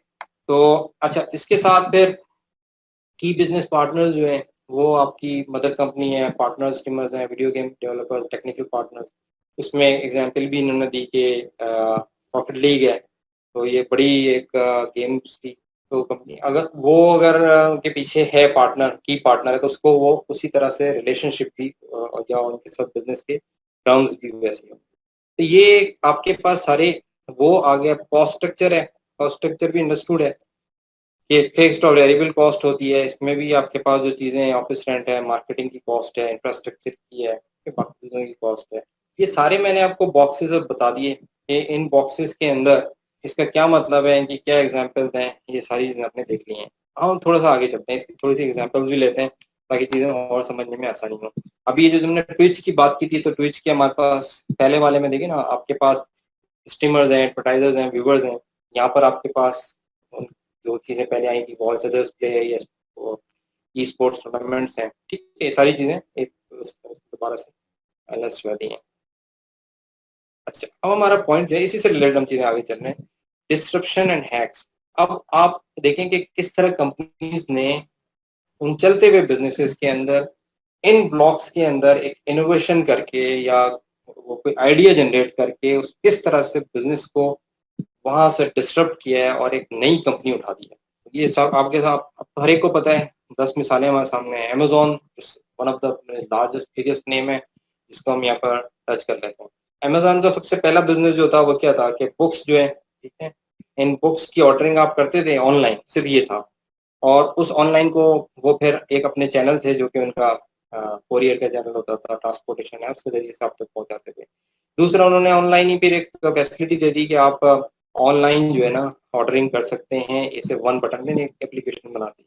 इस तरह एप्लीकेशन होती है, वो सिंपल थे, यानी आप वेबसाइट पे जाने के बजाय अपने ब्लॉग अपने लैपटॉप पर या अपनी डिवाइस पर बनाया और उसके पर क्लिक किया तो वहां से आप कनेक्ट हो गए। तो एक तो सिंपल तरीका है। दूसरा, उन्होंने किंडल जो अपनी किंडल बनाई, किंडल सॉफ्टवेयर के ऊपर इनकी जितनी बुक्स हैं इन्होंने ट्रांसफॉर्म की, डिजिटाइजेशन की। डिजिटल बुक्स वैसे भी मिल जाती हैं आपको, किंडल के ऊपर पढ़ सकते हैं, किंडल के ऊपर उसकी अलग रेट होते हैं। तो उन्होंने अपना बिजनेस भी जनरेट कर लिया, उन्हीं बुक्स से अपना बिजनेस जो है वो जनरेट कर लिया। और ये क्या चीज हो रही है, सिर्फ चैनल्स के ऊपर ये काम हो रहा है, यानी इंटेलिजेंट गेम आप इनकी देखें कि वो कर क्या रहे हैं। फिर उन्होंने क्या किया, ये बहुत पहले की बात है, ये जो मेरे ख्याल में मैंने किंडल परचेज की थी 2012 में, 13 में, है ना। ये आई बुक मैक वगैरह आ गए थे सारी, तो ये चीजें भी आनी शुरू हुई हैं। फिर उसके बाद अब जो चेंजेस आई हैं वो ये कि रोबोट्स भी यूज हो रहे हैं। रोबोट्स से ज्यादा आपके जो चैनल्स के अंदर यूज हो रहे हैं वो आपके जो एयर डिवाइसेस हैं, आपको ड्रोन्स ड्रोन्स जो है वो यूज हो रहे हैं। ठीक है, एयरप्लेन्स भी आपके डीएचएल वगैरह के लिए छोटे जो आपके प्लेन्स हैं वो यूज होते थे, टोर्नाडोज वगैरह वो यूज होते हैं। तो ये अमेजोन ने जो मार्केट सारी कैप्चर की हुई है, सारी की सारी डिलीवरी चैनल है, नहीं अगर इसको देखा जाए तो। और मैंने बताया था इनका AWS के अलावा AWS भी है, तो वो उसके ऊपर दूसरी एग्जाम्पल बड़ी अच्छी जो बिजनेस को डिसरप्ट किया है वो स्पॉटिफाई की है। स्पॉटिफाई का शायद आप लोगों में से बहुतों को इल्म हो कि पहले हम लोग सीडीज लेते थे या कैसेट्स जो है वो परचेज करते थे, जिसमें सारे जितने भी सॉन्ग्स हैं, जो भी चीज़ आप खरीद रहे हैं वो सारी उसमें होती थी। अगर आपको स्पेसिफिक चाहिए तो वो उसमें से आपको पूरी सीडी लेनी पड़ती थी। तो उसका तरीका क्या हुआ कि आईट्यून, आईफोन ने जो निकाले थे आईपॉड वगैरह, आईट्यून उसमें था सॉफ्टवेयर जो जिसमें कि आप एक सॉन्ग जाकर परचेज कर सकते हैं। तो उन्होंने पर सॉन्ग की जगह तो उसमें एक डिस्क्रिप्शन उन्होंने की थी। लेकिन उस डिस्क्रिप्शन को किसने मजीद जो है वो डिस्टर्ब किया, वो स्पॉटिफाई ने किया। स्पॉटिफाई ने किया कि आप फ्री सॉन्ग डाउनलोड कर लें वन, लेकिन उसके साथ क्या होता था, एड्स आते थे, यानी आप सुन सकते थे, आप सॉन्ग सुन रहे हैं और उसका एड आता था। उसमें इलीगल जो इनके पास कॉपीराइट का इशू होता है, तो इलीगल डाउनलोडिंग का सिलसिला शुरू हो गया। उसको रोकने के लिए फिर स्पॉटिफाई ने ये किया कि उन्होंने प्रीमियम को ऐड किया, प्रीमियम के साथ या सब्सक्रिप्शन के साथ और उसमें पर मंथ सब्सक्रिप्शन जो है वो कर दी। उसी में भी वही टेक्निक थी जो मैंने पहले बताई, लेकिन ये शुरू स्पॉटिफाई ने की थी, मार्केट को डिस्टर्ब किया और फ्री लोगों उसको उन्होंने अपने कंटेन करते हुए उन्हीं के ऊपर एक चार्ज और लगा दिया अगर वो अवेल करना चाहें तो। ये एक रेवेन्यू स्ट्रीम के अंदर ही स्पॉटिफाई की थी ये। अच्छा, अब आप इसमें देखें कुछ बिजनेसेस में आपको बता रहा हूँ जो हम जानते हैं कि इनके अंदर कैसे डिस्ट्रक्शन है, जिसमें टैक्सी के अंदर आपको पता है वोर है और करीम है और भी बहुत सारी आ गई है। एयरबीएनबी का काफी लोगों को पता है, होटल इंडस्ट्री के अंदर है। अमेजोन का भी हमने डिस्कस किया, स्पॉटिफाई का हमें पता लगा। ऑटोमोबाइल्स के अंदर टेस्ला का बड़ा जबरदस्त किस्म का कारनामा है एक सदी का। और टिंडर वो साइट है डेटिंग आप कह लें या रिश्तों वाली साइट आप कह लें, ठीक है। ट्रांसफर वाइज बड़ी इंटेलिजेंट किस्म की ट्रांसफर जो है वो।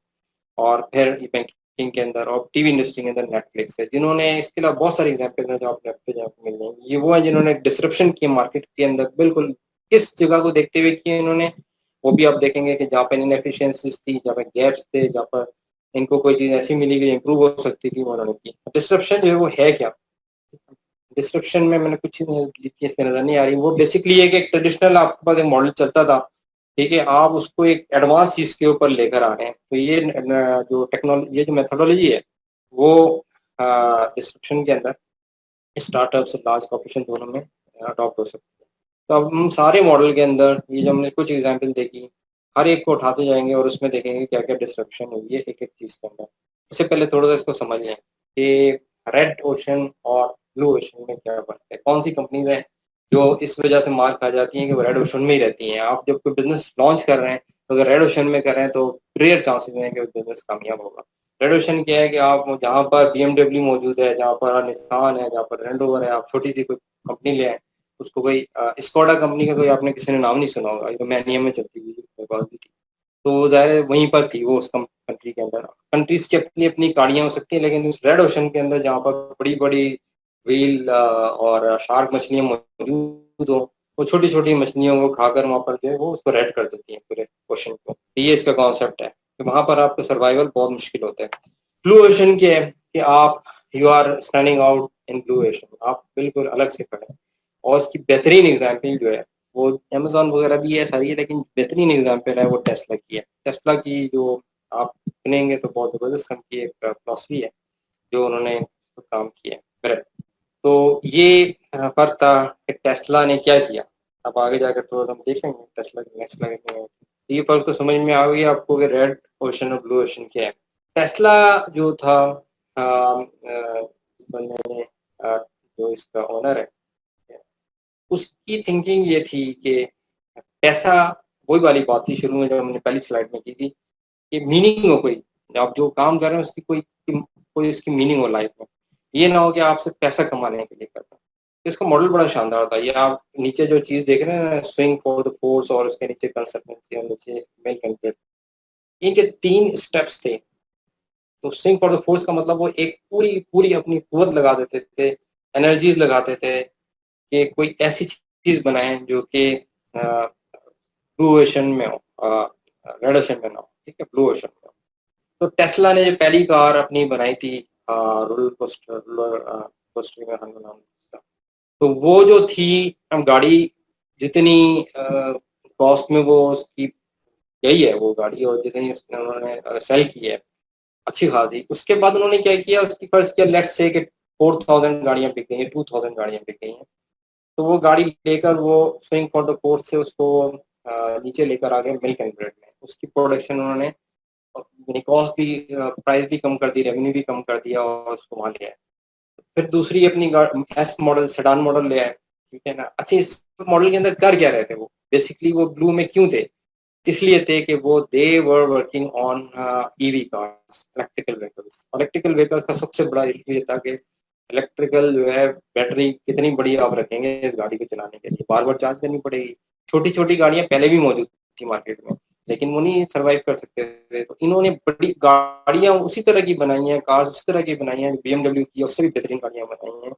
और विजन कार्स थी, ये आगे की जो आप कहते हैं ना में जो कार गाड़ियां दिखाई जाती हैं, क्रिएटिव, वो सारी चीजें थी। लेकिन उसके साथ ज़ाहिर है आपको इंजन को भी चलाना है, तो बैटरी के ऊपर फिर साथ साथ ये काम करते रहे और बीच में ये बैंकरप्सी की तरफ भी जाने लगे। तो इन्होंने फिर सेकेंड स्टेप जो था कंसल्टेंसी उसके ऊपर काम किया और अपना 20% जो पैसा था वहां से निकालना शुरू किया। तो कंसल्टेंसी, लाइसेंसिंग, ये एक तरीके हैं जो आपके टेक्नोलॉजी के ऊपर आप कर रहे होते हैं। तो टेस्ला का जो विजन है वो वैसा ही है विजन जैसा कि बिल्कुल मिलता जुलता जैसे स्टीव जॉब का था कि आपकी हर चीज जो है घर से चले, यानी घर आपका जो है वो रोशन हो तो सूरज से हो नेचुरल, और उसका पूरा सिस्टम उन्होंने डेवलप किया है कि पूरा घर जो है उससे चलेगा और वो इकोनॉमिकल भी हो। लेकिन क्योंकि अभी वो जिस तरह की कॉस्ट है तो वो सारी चीजें उनको पड़ती हैं और लोग जो है वो परचेज भी करते हैं जो करने वाले हैं, ठीक है। और ये जो गाड़ियां उन्होंने बनाई ये उसके ऊपर टेक्नोलॉजी की बेसिकली इनोवेशन थी। इसको आप ले सकते हैं। अभी हम देखते हैं मॉडल के अंदर किस जगह ये लाई करता है। मॉडल के अंदर आप देखें तो इसके अंदर हर आदमी नहीं जा सकता, स्टेटस ओरिएंटेड है, ठीक है, एनवायरमेंट फ्रेंडली, यंगर, बिजनेस पैसों जिनकी इनकम ही जो है $1 लाख से शुरू होती है तो वो ये गाड़ी खरीद सकते हैं। और दूसरी ये कि इन गाड़ियों की खूबी ये थी कि इलेक्ट्रिक कार्स हैं, डिजाइन भी अच्छा है, बैटरी की रेंज जो है बहुत अच्छी है, ऑटो पायलट है, ठीक है, सुपर चार्जर है, ये सारी चीजें इनके अंदर थी। तो यहाँ से इन्होंने अपना बिजनेस जो था बिल्कुल डिफरेंट बिजनेस लॉन्च किया। इसके बाद हम आ जाते हैं यहाँ पर सवाल आपके बेशक बहुत सारे होंगे, हम आप उसी टॉपिक पर चल रहे हैं डिस्क्रिप्शन पे। अब हम आते हैं कि आपके अगर कोई बिजनेसेस हो तो आप उन बिजनेसेस के अंदर इस मॉडल के अंदर जाएं, ठीक है। मुख्तलिफ चीज़ों के अंदर आप देखें, मैं आपको एग्जांपल अपने भी एक बताऊंगा जो हमने एक बिजनेस को लोकल बिजनेस को किया और वो अल्हम्दुलिल्लाह बहुत अच्छा बूस्ट किया उसने। तो वो इसी तरह की चीज़ों यानी चैनल्स को एड्रेस कर लिया या पार्टनर्स को एड्रेस कर लिया या रेवेन्यू को आपने एड्रेस कर लिया, आप किस तरह से उसको कर सकते हैं, फिर ये चीज़ें हम थोड़ी सी देखते हैं। ये वही चीज़ आ गई। अच्छा, उबर का मॉडल हमने अभी देखा नहीं था, देख लेते हैं। इन्होंने बेसिकली तो ऐप के ज़रिए से सारी मार्केट जो उसमें इनएफिशिएंसीज थी, गैप्स थे, या होता क्या था कि आप डेली टैक्सी या जो ये येलो कैब है दुनिया भर में ये चल रही थी, ड्राइवर को तलाश करते रहें या कॉल कंपनी को कॉल करें, फिर उसका इंतज़ार करें, फिर वो आए, फिर उसकी मीटरिंग का अलग चक्कर होता था और ये सारा एक सिस्टम था जो कि बहुत ही ज़्यादा आपको तंग करता था। अब आपके हाथ में मोबाइल है जिस पर ऐप है, आप उसको ऐप के ऊपर जाते हैं और आप डायरेक्ट जो है ना वो किससे आपकी सर्विस चैनल आपका बेहतर हो गया, ठीक है। उसके अलावा आपको क्या हुआ कि जो ड्राइवर था यानी रिसोर्स थी वो डायरेक्ट आपके साथ है, वही जो है पार्टनर भी है, यानी रिसोर्स भी है और की पार्टनर भी है, तो वो आपके साथ डायरेक्ट है, ठीक है। अब आपने ये नहीं कि कंपनी को फोन करना है और टैक्सी ने आना है, और ये हो गया रेवेन्यू मॉडल इसका डिफरेंट हो गया। कभी आपको इस पर बोनस पॉइंट मिल जाते हैं, कभी जो है वो आप ड्राइवर को एडवांटेज होता है, ठीक है, जो पीक टाइम्स होते हैं फैक्टर लग जाता है। तो एक उन्होंने एक बिल्कुल डिफरेंट किस्म की चीज जो है ना वो लॉन्च किया है जिसके ऊपर दोनों तरफ से आप देखें कि आप भी इसमें भी खास किस्म का सेगमेंट है जो यूज करता है इसको और ज्यादा लोग यूज करते हैं। तो ये एप्लीकेशन बेस्ड है सारा का सारा और कस्टमर सेगमेंट जो है वो चेंज हो गया, ठीक है आपका। ये इस मॉडल के अंदर हमने देखा कि हम ज्यादातर जो चीजें देख रहे थे वो अभी तक तो प्रोडक्ट से रिलेटेड थी। तो 4 चीजों के अंदर आप कर सकते हैं, यानी हमारा जो पूरा 9 ब्लॉक्स हैं इनमें अगर देखें भी तो जो चीजें हैं जिनमें हम डिस्क्रिप्शन कर सकते हैं, तो कस्टमर ड्रिवन चीजें जो कस्टमर से रिलेटेड चीजें, 3 चीजें, कस्टमर चैनल है, कस्टमर रिलेशनशिप है, कस्टमर सर्विस है। फिर फाइनेंस ड्रिवन चीजें उसको आप कर सकते हैं, रिसोर्स को कर सकते हैं और ऑफर को कर सकते हैं। सारे इन चीजों के अंदर आप और पार्टनरशिप में भी आप चीजें कर सकते हैं। तो वो कैसे आप करेंगे, हैक मीन्स ये कि इन चीजों से डिस्क्रिप्शन कैसे कर सकते हैं। हम सारों को तो नहीं देख सकते, टाइम कम है, कुछ चीजों को कुछ एग्जाम्पल लेकर चलते हैं। डिजाइन के अंदर हमने बात बहुत की है, लेकिन डिजाइन और ऑफरिंग में आपको पता है ये जो वैक्यूम क्लीनर है, तो वैक्यूम क्लीनर जो है वो तो हर कंपनी बनाती है, लेकिन ये जो कंपनी है इस कंपनी ने वैक्यूम क्लीनर लोगों की जो कंप्लेंट्स थी और उसके ऊपर डबल बैग लगाकर इसको पूरा किया और अपना डिजाइन जो है दूर किया। इस तरह जो लीगो है, लीगो ने क्या किया कि ये वॉर गेम्स बनाते थे और उसके ऊपर बहुत ज्यादा इनकी मार्केट थी। फिर इन्होंने कस्टमर को इनवाइट किया कि अगर उनके जहन में कोई स्टोरी है वो उसको लेकर आए, वो उनके पार्टनर बन जाए और उसके उसी प्लेटफॉर्म को यूज करें।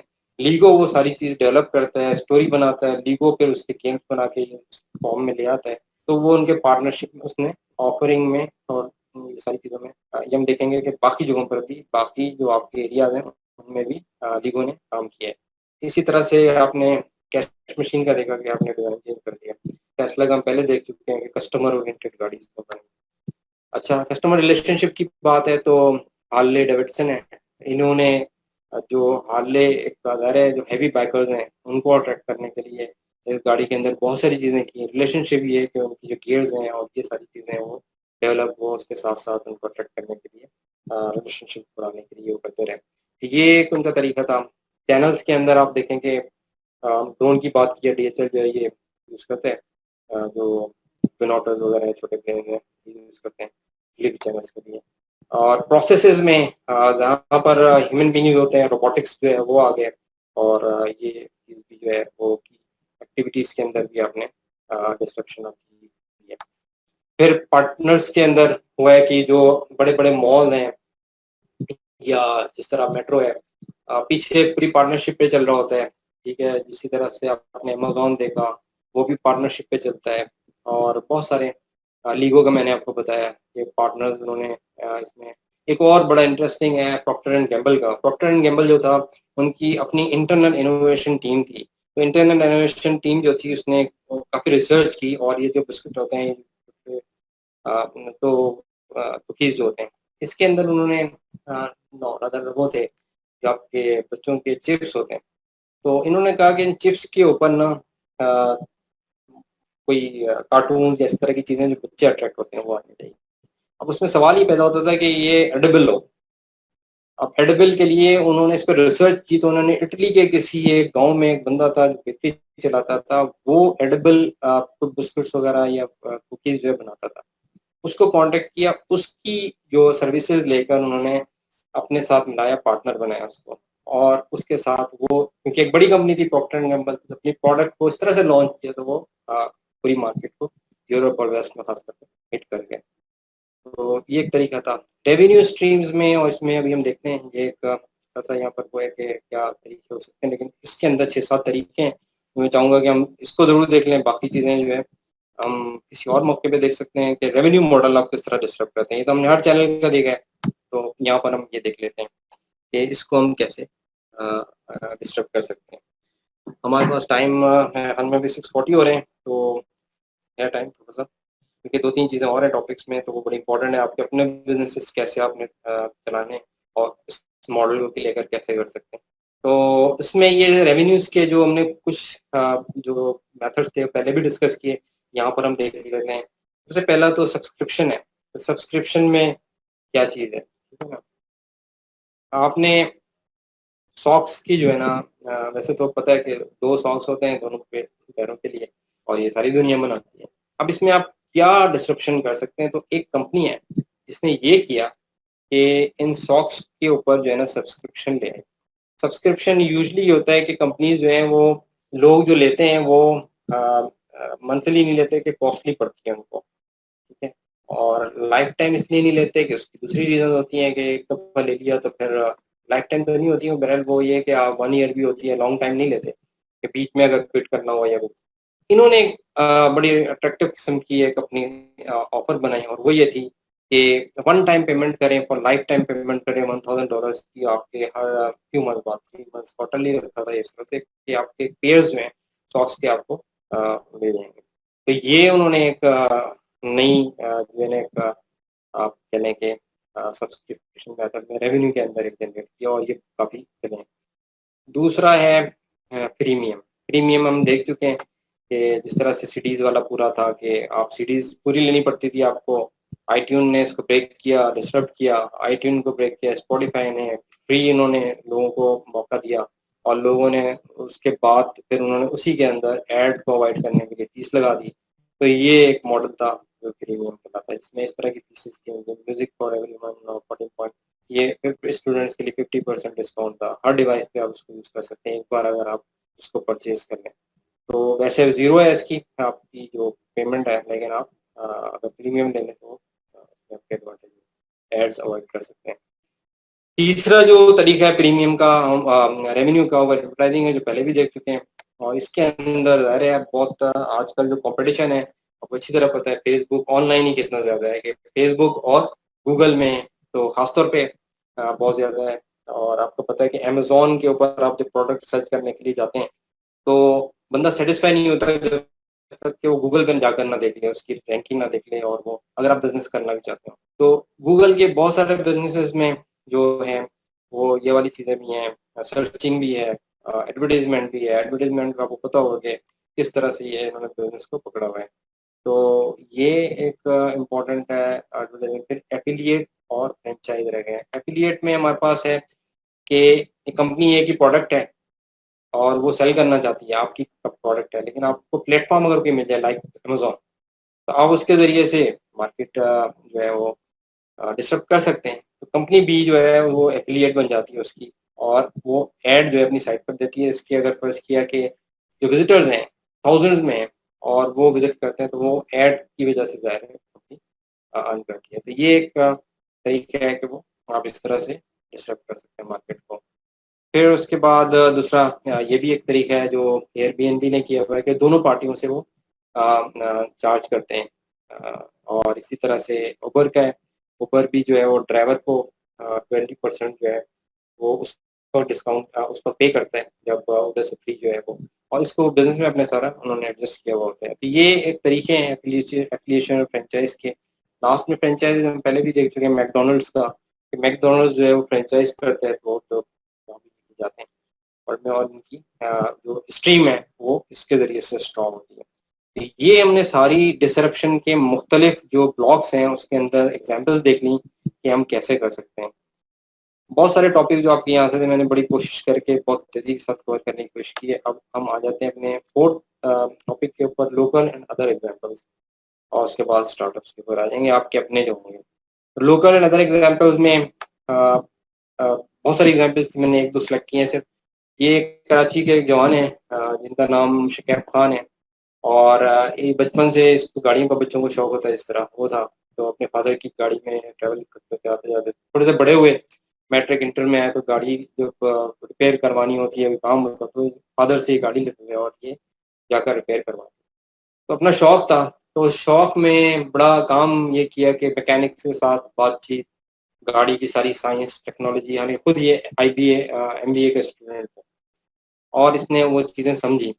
इसका बिजनेस देखें थोड़ा समझें कि इसने अपने बिजनेस में पैसा भी नहीं लगाया, ठीक है। इसने अपने बिजनेस के अंदर ना इसकी मैंने वो जो बात की कि हम स्टैंडर्ड लोगों को लगाते हैं कि जो MBA करेगा तो वो ये काम करेगा, मोटर्स का बिजनेस था, गाड़ियों का इंजीनियर होगा तो शायद करेगा, तो ये हम समझते हैं, लेकिन इसका दिमाग जो था वो किस तरह काम कर रहे हैं आगे देखें।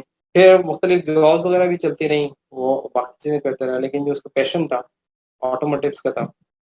तो इनिशियली इन्होंने ये किया कि जब ये चीज़ें बढ़ी कि वालिद साहब की गाड़ी कर दी, फिर रिश्तेदारों को पता लगा कि बच्चा जो है इस चीज़ में तेज़ है, तो उसको गाड़ी दे दी, चाबी पकड़ा दी। वो पूरा वन विंडो ऑपरेशन करता था कि गाड़ी की जो भी काम है करवाने, उसकी क्लीनिंग है, रिपेयर है, डेंटिंग पेंटिंग, ये वो सारा, उसकी इंटीरियर है, जो भी काम करवाना हो इसके अंदर बड़ा माहिर था वो। तो वो अपने जो इन्वेस्टमेंट उसकी इनिशियल थी वो 800 थी। वो ये कि जो उसकी पॉकेट मनी थी उसने कार्ड जो प्रिंट करवाया, जब उसको लगा कि ये काम में जान है, कार्ड प्रिंट करवाए, 1000 कार्ड प्रिंट करवाए, एड्रेस वगैरह अपना दे दिया उसने। और फिर उसके बाद ये काम फैलाया दोस्तों के ज़रिए से, रिश्तेदारों के ज़रिए से और लोगों को। फिर एक बिज़नेस मॉडल भी उसका भी आपको नज़र आएगा। ये काम फैलता चला गया। फिर उसके बाद उसने क्या किया कि पार्टनरशिप में जो है कौन लोग थे, मैकेनिक्स थे, उनको शामिल किया। अब ज़ाहिर है एक मैकेनिक एक काम कर रहा है, तो उस काम में वो अपनी उसकी फीस होती है और सब कुछ होता है। तो इसने इंटेलिजेंट गेम की, उनको समझाया उन्हें, और उसमें अपना पार्ट भी रखा, उनका भी उसी प्राइस में जो कि वो मार्केट में देते थे, उससे भी कम में। तो उसका मार्जिन इसी में था कि अगर बंदा जो है इसको ज़्यादा पैसे दे तो फिर तो वो ज़ाहिर है इससे काम नहीं करवाएगा। तो इसलिए इसने ये काम किया। और फिर उसके बाद जो ऑनलाइन सारा कुछ होता है कि आप अपना साइट डेवलप करते हैं फेसबुक पर, इधर उधर सारे एक्सपेंशन प्लान इसने काम किए, ऑर्डर फॉर्म्स वगैरह, कार की इनवॉइस, कार इंस्पेक्शन रिपोर्ट, जो इंटेलिजेंट काम हो सकते हैं जो आमतौर पे मैकेनिक नहीं करते, वो सारे काम किए और अपने बिजनेस को जो है वो फैलाया। और कैपिटल इन्वेस्टमेंट आप देख लें, 800 रुपीज़ के अलावा कोई नहीं है, ओवरहेड कास्ट कोई नहीं है। अगर गाड़ी का ये इसके साथ कॉन्ट्रैक्ट था मैकेनिक्स का, जो भी लोग थे, कि गाड़ी में अगर कुछ शिकायत आई और जो गारंटी पीरियड इसने दिया हुआ है उसमें ये कस्टमर कहे कि यानी ये चीज़ सही नहीं हुई तो दोबारा से वो जाएगा तो कोई चार्ज नहीं होती। तो ये एक बड़ा ब्यूटीफुल इसका एक आइडिया था और वो उसने उसको लेकर चलता रहा और यहाँ तक कि वो जब IBA का स्टूडेंट बना, ये पहले की बात है IBA पहुंचने से पहले, और वहाँ पर उसने पे जब जाकर वहाँ पढ़ाइयाँ की तो ज़ाहिर है उसमें और बेटर होता चला गया, निखार आ गया उसमें। उसने फिर टारगेट किया, यानी ये चैलेंज की हम बात कर रहे थे, उन लोगों को कि जो इस काम को करवाने में थोड़े से ज़रूरत है इनकी। जैसे लोग हैं काम सीनियर एग्ज़ीक्यूटिव्स हैं, ख़वातीन हैं, हैं जो गाड़ियाँ चलाती हैं और ऑफ़िसेज़ जाती हैं, उनके लिए मुश्किल होता है कि मैकेनिक के चक्कर लगाएँ। जस्ट कॉल की, बच्चा आया, उसने गाड़ी ली और उनको वन इन विंडो ऑपरेशन करवा के दिया। तो ये सारा काम इसने करते हुए एसके मोटर्स डेवलप की और ये बहुत बड़ी कंपनी बन गई कराची की। और इसके साथ ये हुआ कि इसकी कहानियाँ फिर मशहूर हुई, स्मेडा वालों ने कॉन्टैक्ट किया, फिर उसका वेंचर बना उनके साथ। शेल जो बड़ी ऑयल एंड गैस कंपनी है, उन्होंने तामीर रोल मॉडल एंटरप्रेन्योर 2012 का उसको अवार्ड दिया। फिर उसके बाद इंटरनेशनल यूएस लीडरशिप प्रोग्राम के अंदर अवार्ड इसको मिला। पाकिस्तान यूथ के अंदर, यूथ एम्बेसडर्स के अंदर, अखबारात के अंदर इसके ऊपर बड़ा आर्टिकल्स वगैरह आए। तो ये जो बचा था इसका आप देखिए कम उम्र में इसने सिर्फ क्या किया, without investment, very low investment, with the जो कहते हैं ना कि बर्ड इन हैंड जो थे सर, उनको लेकर वो चला है। और उसका बिजनेस मॉडल पाकिस्तान मैंने ढूंढने की कोशिश की थी, पाकिस्तान के बिजनेसेस के कैनवस मॉडल तो मुझे नहीं मिले थे, ये एक जगह मुझे मिला लेकिन वेबसाइट से नहीं मिला फिर। तो इसमें देखें ना की पार्टनर्स अभी आप देखते हुए हैं, उसके फ्रेंड्स हैं, मैकेनिक्स हैं, उनको भी फ्रेंड्स के जरिए से काम दिया उसने, मैकेनिक्स को अपना पार्टनर बनाया, स्पेयर पार्ट्स रिटेलर्स को बनाया, ठीक है, और आउटसोर्स फर्म्स को बनाया, स्किल्ड वर्कर्स को बनाया। की एक्टिविटीज में उसने देखें वन स्टॉप सोल्यूशन दिया लोगों को, ठीक है ना। इसके बाद वैल्यू प्रोपोजिशन में क्वालिटी और लोगों को ये कि उनके डोर स्टेप पे चीज़ वहाँ से पिक हो रही है, वहीं पर मिल रही है। चैनल्स में ऑनलाइन चैनल सारे मौजूद हैं, कस्टमर सर्विसेज भी बेहतरीन है। रेवेन्यू स्ट्रीम उसकी ज़ाहिर है वो प्रॉफिट मार्जिन वही था कि मार्केट से हटकर इसने प्राइस देना वो नहीं दे पाई है। तो ये सारी चीज़ें थी। तो ये करने के साथ साथ जब ये बिजनेस जो है ये एग्जाम्पल बन गया हमारे पाकिस्तान की एग्जाम्पल में से। तो ये मैंने आपको बताया था पहले भी कि busy executives, women senior citizen, families, male member, मुख्तलिफ लोग यानी इसके कस्टमर्स होते हैं ना, एक बिल्डिंग मॉडल आपको नजर आया। ये था। इसके अलावा एक और भी है, वो शायद मैंने इसमें से स्किप किया टाइम की वजह से। एक खातून का है, वो भी कराची से बिलोंग रखती हैं, तो बी हैरिस के नाम से उन्होंने वाटर प्रोडक्ट बनाई थी। और वो वाटर तो बहुत सारे लोग बना रहे हैं, लेकिन उस जमाने में जबकि ये नेस्ले और इनकलाब कोई नाम नहीं था, तो उन्होंने भी बड़ा इंटेलिजेंट काम किया था। वो मुख्तलिफ काम कर रही थी उससे पहले, लेकिन उनका पैसा जो है इन्वेस्टमेंट डूब गई थी। फिर उन्होंने इस पे काम किया और बहुत इंटेलिजेंट तरीके से करते हुए लो इन्वेस्टमेंट के साथ अपने घर के बेसमेंट में उन्होंने प्लांट लगाकर, वो ऑस्ट्रेलियन एक कंपनी थी वाटर की, उसकी बेसिस पे बच्चों के लिए, कराची में बड़ी शिकायत थी बच्चों को, तो वो उन्होंने पानी उस तरह का बनाया कि जो हाइजीनिक भी था और बच्चों के लिए बड़ा अच्छा था। बहरहाल बड़ा नाम कमाया, उनको भी बड़े अवार्ड मिले, और वो उनका बिजनेस मॉडल भी इस तरह का मौजूद है, क्योंकि वो फैमिली बिजनेस था, फैमिली के जरिए से पार्टनरशिप वगैरह तरह करते हुए आगे बढ़ते हुए उनको भी बड़े अवार्ड वगैरह मिलते हैं। अच्छा, ये वो स्टार्टअप आइडियाज हैं, जो कंपनीज हैं, जो मैंने पहले भी बताई थी, जिन्होंने आइडियाज उठाए उसके ऊपर काम किया है। उन्होंने क्या काम किया, ये जो कंपनीज थी उन्होंने क्या किया, क्या चीज़ें जो है 5-7 चीज़ें थी, वो क्या थी, वो ये चीज़ें थी। एक तो ये कि अपनी एक्सपर्टीज डेवलप की, जो इस बिजनेस, अब मैं अपनी बात बताऊँ, मैं टोटली पूरी लाइफ जॉब करता रहा हूँ, ऑयल एंड गैस के अंदर इंजीनियर हूँ। 2012 में मुझे ख्याल आया कि जॉब छोड़नी है, लोगों ने, दोस्तों ने भी कहा कि ये तो गलत काम होगा, लास्ट टाइम में जाकर तुम जॉब, लेकिन एक्सपर्टीज डेवलप की, उसके ऊपर वर्किंग की, और अल्हम्दुलिल्लाह हमने जो बिजनेसेस किए हैं, एक नहीं 3-4 मुख्तलिफ किस्म की चीज़ों की हैं, डिपर्स इन इंटरेस्ट के साथ किए हैं। तो ये वाला भी हमने जो बिजनेस किया है, इसके अंदर एक साहब का पूरा बिजनेस मॉडल बनाया, और वो दिखाता हूँ, तो एजुकेशन से रिलेटेड ही है, और उनका बिजनेस किस तरह से बूस्ट कर गया। तो अपनी एक्सपर्टीज डेवलप करें, ऑब्जर्व सोशल इंटरेक्शन, ये बहुत ज़रूरी है। ज़ाहिर है आपके जितने ताल्लुकात होंगे, जितनी आपने देखा कि जो लोग बिजनेस करते रहे बच्चे और ये खातून भी, सारा सारा के सारा सोशल इंटरेक्शन के था। फिर आपने, सबसे इम्पोर्टेंट चीज़ है फ्यूचर ट्रेंड। आपने अगर अपने आप को एक कहते हैं बिजनेस के अंदर अगर आपका जो कर्व है ना वो स्ट्रेट रहा ना, तो आप नीचे जाएंगे। आपका आपका जो है ना लाइन ऐसे ऊपर होनी चाहिए, ठीक है ना, ऊपर की तरफ जानी, अदरवाइज तो आप नीचे जाएंगे। तो इसलिए फ्यूचर ट्रेंड्स में अपने आप को देख, जिस तरह स्टीव जॉब था, उसने जो कुछ किया, तो IBM जैसा नाम पीछे रह गया, नोकिया जैसा फोन रह गया, बड़ी बड़ी कंपनीज रह गई, ठीक है, कोडेक रह गया, इमेजिंग के अंदर भी, हर चीज में ये ऊपर की तरफ गए हैं। इस तरह से स्पॉट इनएफिशिएंसी जैसे उबर ने किया, टैक्सी के अंदर जो आपको टाइम लगता था, इनएफिशिएंसीज थी, वो सारा कुछ उससे आपने फिर get rid of middle man, खुद करें, खुद इन्वॉल्व हो, आपके हाथ में जो रिसोर्सेज हैं, आपके जो पार्टनर्स हैं, आपके जो नजदीक के लोग हैं, बर्ड्स इन हैंड जिनको कहते हैं, वो है आपके पास, उनके ऊपर रिलाई करते हुए करें, कॉपी एंड इम्प्रूव। जरूरी नहीं है कि चीज आप नहीं कोई लाएं, किसी चीज में इनएफिशिएंसी देखें, उसमें शॉर्टकमिंग देखें, उसको लेकर आप और अपना पैशन देखें। पैशन से मुराद वही है कि स्टीव जॉब ने पीसीबी का एक्सपर्ट था, इलेक्ट्रॉनिक्स का पता था, ठीक है, म्यूजिक का पता था, ठीक है, मेडिटेशन थी, रूहानियत सुकून के साथ चीज को देखता था। वो फैन उसने जो निकाला था अपने लैपटॉप से, क्यों निकाला था? इस सुकून में जो बंदा काम, तो वो उसने एक साइकी थी जो उसके अंदर थी, उसकी पैशन था, उस पैशन को उसने सारा का सारा इस बिजनेस के अंदर इम्प्लीमेंट किया है। यानी ये सब बहुत इंटरेस्टिंग किस्म की चीजें हैं जो स्टीव जॉब की तरफ से आई हैं, और वो सारा आपको इसमें नजर आता है। तो ये आइडियाज थे। सॉक्स की अपने एग्जाम्पल अभी देखी इसी के अंदर, और उसमें ये है कि आप ये हर जगह पर ये लगाएंगे what if what if what if, तो ये सारा कुछ आपको एयरबीएनबी का सबको मॉडल पता होगा, हमने डिस्कस भी किया है। नहीं पता होगा तो क्वेश्चन में आप पूछ लीजिएगा। लेकिन इनका यही था कि पहले भी लोग ये काम कर रहे थे, लेकिन उसमें एक इशू था। इशू किस चीज़ का था? ट्रस्ट का था। इनका जो ये था ओनर, उसने एक प्रेजेंटेशन टाइप पे दी थी, उसने थोड़ा सा बताया था कि मसला क्या था। मसला ये था कि लोग जो है, जो आपके पास विजिटर आ रहा है, उसका नहीं पता होता था। अगर वो फर्ज किया आपको कोई डैमेज करके चला गया, बड़ा डैमेज करके चला गया, तो आप क्या करेंगे? तो लोग इसलिए डरते थे अपनी चीज़ें इस तरह से रेंट आउट करने में। तो इन्होंने उसके ऊपर इंश्योरेंस पॉलिसीज जो है बड़ी अट्रैक्टिव किस्म की वो लॉन्च की, ट्रस्ट दिया लोगों को। सिर्फ ये एक चीज नहीं थी इंश्योरेंस, दूसरी चीज सोशल इंटरेक्शन जो था, यानी अब जो प्लेटफॉर्म सारे बन गए हैं, फेसबुक है और दूसरी चीजें, उनके ऊपर कमेंट्स जो है दोनों के मौजूद होते थे। तो अब वो बंदा अगर उसके नेगेटिव कमेंट है तो नेक्स्ट कोई उसको नहीं देगा, ठीक है, उसको भी एहतियात करनी है।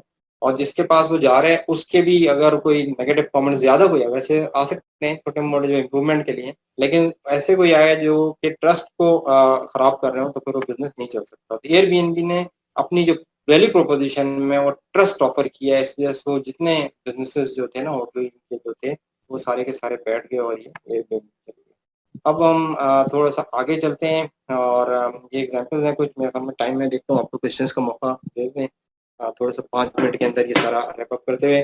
कि क्लाउड किचन जो है वो किस ने किया था? उबर का जो, आई थिंक उबर ही का जो था, क्लैनिक उसका ओनर था, उसने वहां से शिफ्ट किया अपना, और ज़्यादा दिमाग काम करता था, तो प्लेटफॉर्म पर क्लाउड किचन के नाम से उसने ये लॉन्च किया। सऊदी अरेबिया ने $450 million की उसके साथ इन्वेस्टमेंट किया है। इसका पर्पज ये था कि जद्दा में कोई फूड है तो वो उठा के जो है ना ईस्टर्न पार्ट के अंदर कैसे पहुंचाया जाए। तो ज़ाहिर आजकल ड्रोन्स का और इन सारी चीज़ों का है, तो वो, लेकिन एक तो ये था, लेकिन उसने जो चीज़ की हुई कि बहुत सारे जो फूड बनाने वाले हैं, रेस्टोरेंट्स हैं, मुख्तलिफ हैं, जो और भी लोग जो करना चाहें, एक बड़ा किचन उसने क्लाउड किचन के नाम से एक थोड़ी सी चीपर जगह पर लेके, ताकि लोगों को चीपर स्पेस मिले, उस ये आइडिया उसका था, और उस आइडिया को लेकर वो चला, वो कामयाब हो गया। आइडिया की वजह से बात करूँ, ये आइडिया था, और बाकी चीज़ें उसने चैनल को यूज़ किया। इस तरह से ये आप देखें कि उसने की पार्टनर में रेस्टोरेंट्स को बनाया, अपने उबर को अपने उसने यूज़ किया बाकी चैनल के लिए, सप्लाई के लिए, तो ये उसके ऑलरेडी था, ठीक है। इसी तरह से और फिर उसने डिलीवरी के लिए जो है वो एक किचन को, ओनली किचन, यानी एक किचन बनाकर और एक जगह से दूसरी जगह उसको पहुंचाना है। रेंट का इसमें इशू खत्म हो गया, यानी कम से कम रेंट लोग जो है वो लेकर इसके पास आ सकते थे। कॉस्ट, यानी इसने कॉस्ट रिड्यूस की है। इसी तरह डिलीवरी जो है उसको फास्ट की है। तो ये सारी चीज़ें जो हैं इसके अंदर थी। तो इसने की मार्केट क्रैश की या डिस्टर्ब की, इसका सारा ये मेथड है। अच्छा, इसी तरह से ये जो यहाँ पर भी शुरू हुआ है ऑफिस का, कि एक स्पेस के अंदर आप सारी चीज़ें जो है ना वो कर रहे होते हैं। मैं थोड़ा सा आगे चलता हूँ। ये आपको ट्रांसफर वाइज का आपने देखा, ट्रांसफर वाइज का शायद सबको पता होगा, या लोकल एग्जाम्पल भी है कि आपने पैसा अगर अमेरिका से लेके पाकिस्तान भेजना है, और एक बंदा वाशिंगटन में बैठा है, एक शिकागो में, तो और दूसरे पाकिस्तान में भेजना है, शिकागो वाले ने लाहौर और इधर वाले ने कराची, तो वो उसको इंटरनली इस तरह से पैसे को करते हैं कि यहाँ वाला अगर इधर भेज रहा है, ठीक है, और उधर वाला इधर भेज रहा है, तो उसको आपके जो सारे इंटरनेशनल जो आपके टैक्सेस हैं और सारी चीज़ें, उसको वो सेव करते हैं, उसका एडवांटेज आपको भी देते हैं और खुद भी देते हैं। ट्रांसफर वाइज कई तरीके हैं। इसी तरह इनकी जो क्रेडिट कार्ड के कार्ड होते हैं, उसमें पेमेंट्स के मेथड जो हैं वो आप कार्ड इन करते हैं, कहीं बाहर चले जाएं तो आपके डबल जो है वो करेंसी कन्वर्जन होती है, वो नहीं होती। वो आप अगर ऑप्शन ले लें इनसे तो आप कोई मुख्तलिफ 2-3 करेंसीज का ऑप्शन देते हैं, वो आप इनके अकाउंट को यूज़ करते हुए कर सकते हैं। ये मैंने BHRS की बात बताई थी। ये BHRS बेसिकली बिहारी से निकला है, बिहारी फैमिली की खातून है, बहुत ज़बरदस्त काम उन्होंने किए हैं, ये आपके सामने है।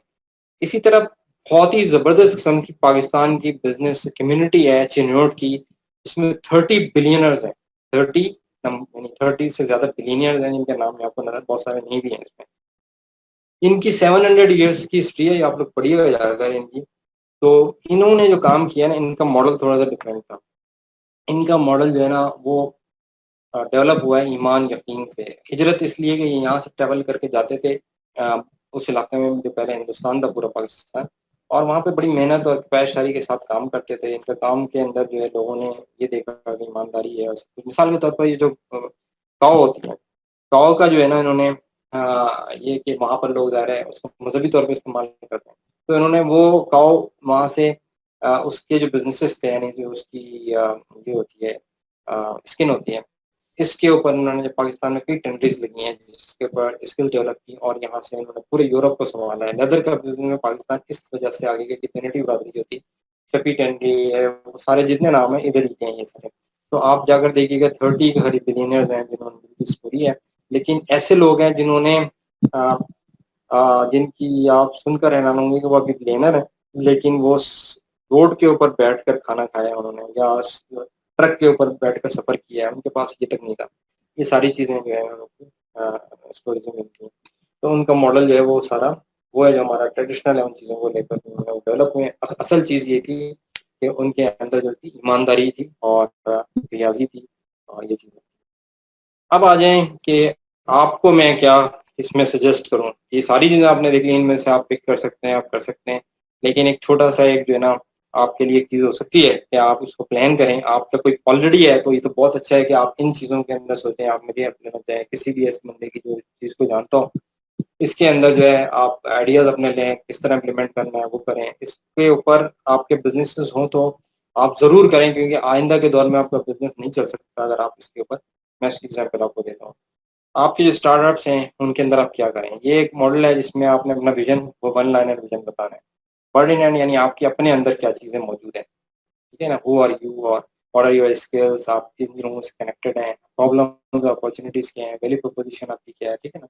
इसको हम थोड़ा सा एग्जाम्पल की सूरत में ले लेते हैं कि एक साहब थे, उन्होंने ये भी IBA के स्टूडेंट रहे। इन्होंने जो है ये काम किया। ये जो अभी कोरोना वायरस आया तो ज़ाहिर वो काम उनका कुछ और था, वो कुछ और करते थे, लेकिन उन्होंने एक प्लान बनाया, और वो प्लान ये था कि मैं, मेरी हॉबी और पैशन जो है वो फूड और कुकिंग है। हालांकि वो टेक्निकल भी बनते थे, और उन्होंने उसके लिए फिर जो है ना क्या व्हाट आई नो में फिर देखे ना कुकिंग और शेफ और इससे क्लासेस भी ली, रेसिपी बुक्स पढ़ी, शौक था, घर पर बनाते थे। आप लोग किसी को तो आप भी ये कर सकते हैं, ठीक है। और मैं खुद भी, मुझे शौक है, मैंने भी चीज़ें बनाई हैं कुकिंग की, लेकिन बिजनेस नहीं किया अभी तक।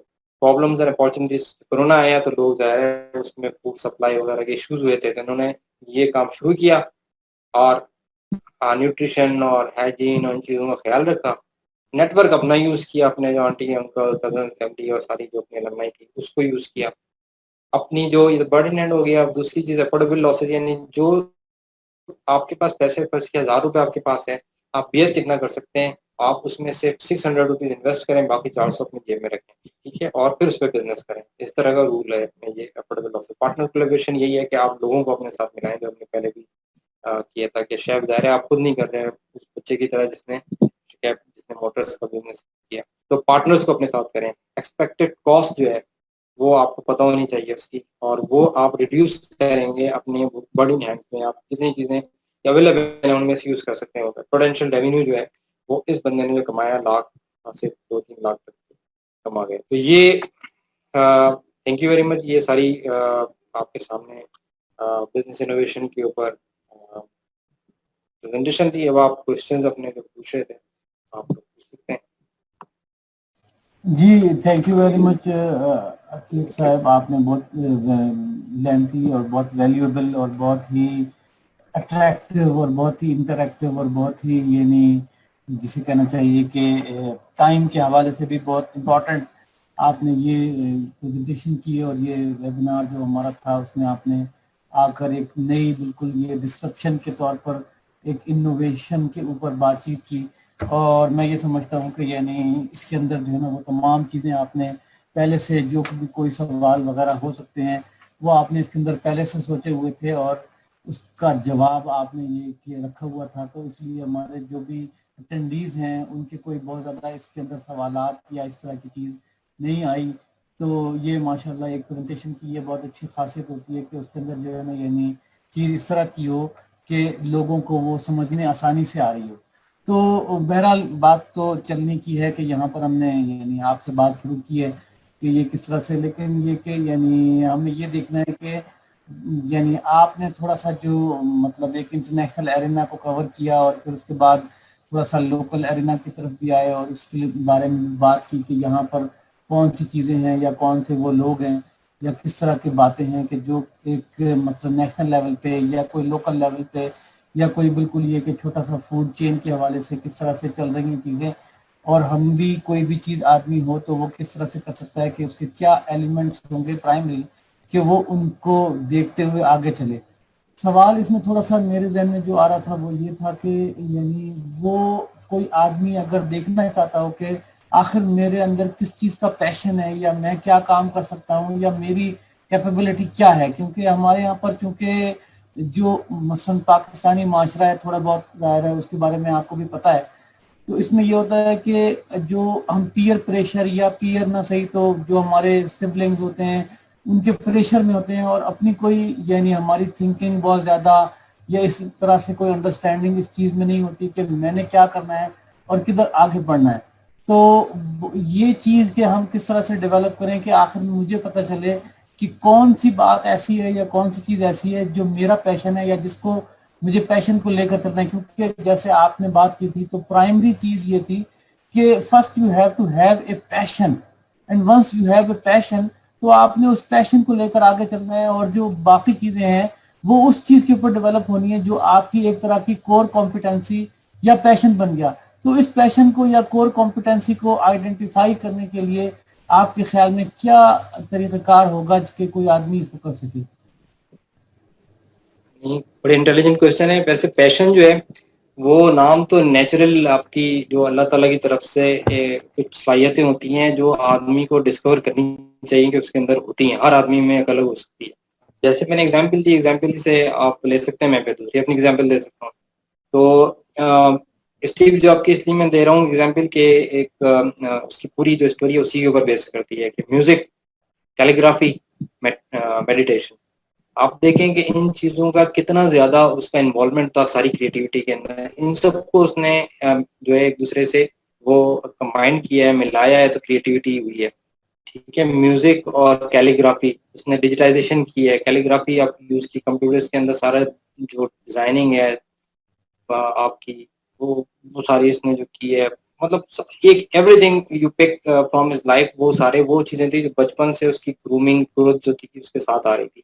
तो एक तो ये चीजें कि ये हमारा जो एजुकेशन सिस्टम है वो ये चीजें नहीं ट्रेस कर रहा, ये सबसे बड़ी जो अनफॉर्चुनेट चीज है। तो हमें अपने पेरेंट्स को ही करना चाहिए कि बच्चों को ऑब्जर्व करें, टीचर्स को भी चाहिए कि वो ऑब्जर्व करें कि उनके अंदर क्या वन स्किल या टू या थ्री ऐसी स्किल हैं जो कि उनके अंदर हैं। वो खुद से, मिसाल के तौर पर मेरी बेटी है छोटी, तो वो जो है उसकी बचपन से स्किल्स थी, यानी हम बाहर थे तो वो एक साथ ना 4 या 5 लैंग्वेजेस, क्योंकि स्कूल में मुख्तलिफ मल्टी लैंग्वेज बच्चे होते थे, तो वो बात करती थी, हमें समझ ही नहीं आती थी। यानी स्पेनिश भी बोल रही है और वो उसकी जो है अरबिक भी बोल रही है, इंग्लिश भी बोल रही है, रोमानियन भी, तो हम परेशान भी होते थे। तो ये इसकी स्किल थी, ठीक है ना। इसी तरह से उसकी स्किल थी कि वो जो है जब थोड़ी और बड़ी हुई तो वो कंप्यूटर्स की तरफ बच्चों का होता है, मोबाइल की तरफ होता है, तो वो उठाकर ना उसके ऊपर हमने तो सिखा दिया था क्या करना है। बहरहाल वो यूट्यूब पे जो इस तरह की चीजें होती थी जो क्रिएटिव टाइप की होती, वो देखकर वो बनाना खुद से, यानी छोटे छोटे बच्चों के जो इसमें होते हैं कि रबर बैंड लिए और उनसे चीजें बना दी। आप कोई ऐसी वेस्ट वाली चीजें, बॉटल्स के जो कैप्स हैं उनको लेकर कुछ बना दिया। तो ये इस तरह की चीजें ना, तो वो क्रिएटिव माइंड बच्चे जो होते थे। तो मतलब मेरा कहने का ये है कि ये एक बचपन से जो आपकी चीजें आपको नजर आती हैं पैशन है। मैं अपनी बात बताऊं तो मैं वैसे मैंने इंजीनियरिंग की हुई है, वैसे मैंने जो है वो जो बिजनेस किया हुआ है, और उसमें बिल्कुल ताल्लुक इंजीनियरिंग का नहीं है। 2-3 बिजनेसेस मैंने किए। मेरा मेरा जो पैशन था वो ये था ही कि मैं थोड़ी सी कोई नई चीज़ें करूं, और उसमें बिजनेस भी जो किए वो एक्सपोर्ट इंपोर्ट, मतलब मेरी जो थिंकिंग थी वो थी कि नई चीज़ ऐसी जो कम लोग कर रहे हो, यानी ब्लू ओशन वाली मेरी पैशन था, ब्लू ओशन के अंदर आप जाएं। तो वो चीज़ें जो है ना, ये एक बंदे का हो सकता है थिंकिंग हो कि मैं वो चीज़ें ना करूं जो सब लोग कर रहे हैं, हट कर कोई चीज़ करूं, ये उसका एक पैशन हो सकता है। और उसमें उसमें असल में चीज़ क्या होती है, वो लीडरशिप। लीडर कहने को मैं लीडर नहीं हूँ। लीडरशिप ये है कि आप एक चीज़ लेकर आगे बढ़ें और वो कोई नहीं कर रहा हो और सारे लोग फिर वो करने लगें।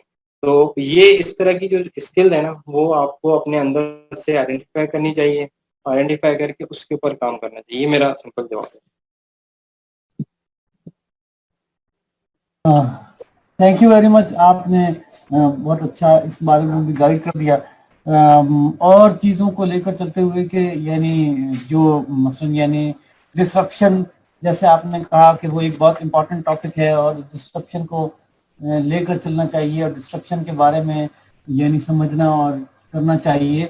लेकिन ये है कि हम डिस्रप्शन को कैसे आइडेंटिफाई कर सकते हैं, इसके लिए तो जाहिर है एक बहुत, मेरे ख्याल में यानी जहाँ तक मैं समझ पा रहा हूँ, एक बहुत बड़ी रिसर्च करनी पड़ेगी कि हम ये देखें कि कौन कौन सा वो काम है जो कि नहीं हो रहा या जिसमें कहीं गुंजाइश निकलती है। और मसलन जैसे सपोज स्टीव जॉब्स, तो स्टीव जॉब ने यानी पढ़ाई छोड़ दी एक मौके पर, हालांकि वो कोई ज़्यादा पढ़ा लिखा शायद उस वक्त नहीं था।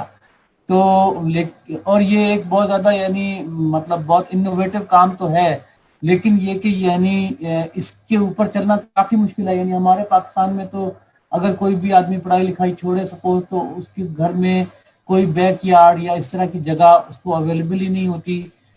उसको घर में अपने एक बिस्तर मिल जाए तो बड़ी बात होती है, ठीक है ना। तो इस तमाम की रोशनी में आप ये कैसे कह सकते हैं कि हमारे पास कोई आदमी अगर कोई डिस्ट्रप्टिव चीज लेकर आना चाहे तो उसको मौका कैसे मिलेगा, मतलब यानी किस तरह से वो अपनी जगह कोई बनाए कि अपनी डिस्ट्रप्शन को थोड़ा बहुत प्रैक्टिस कर सके या टेस्ट कर सके।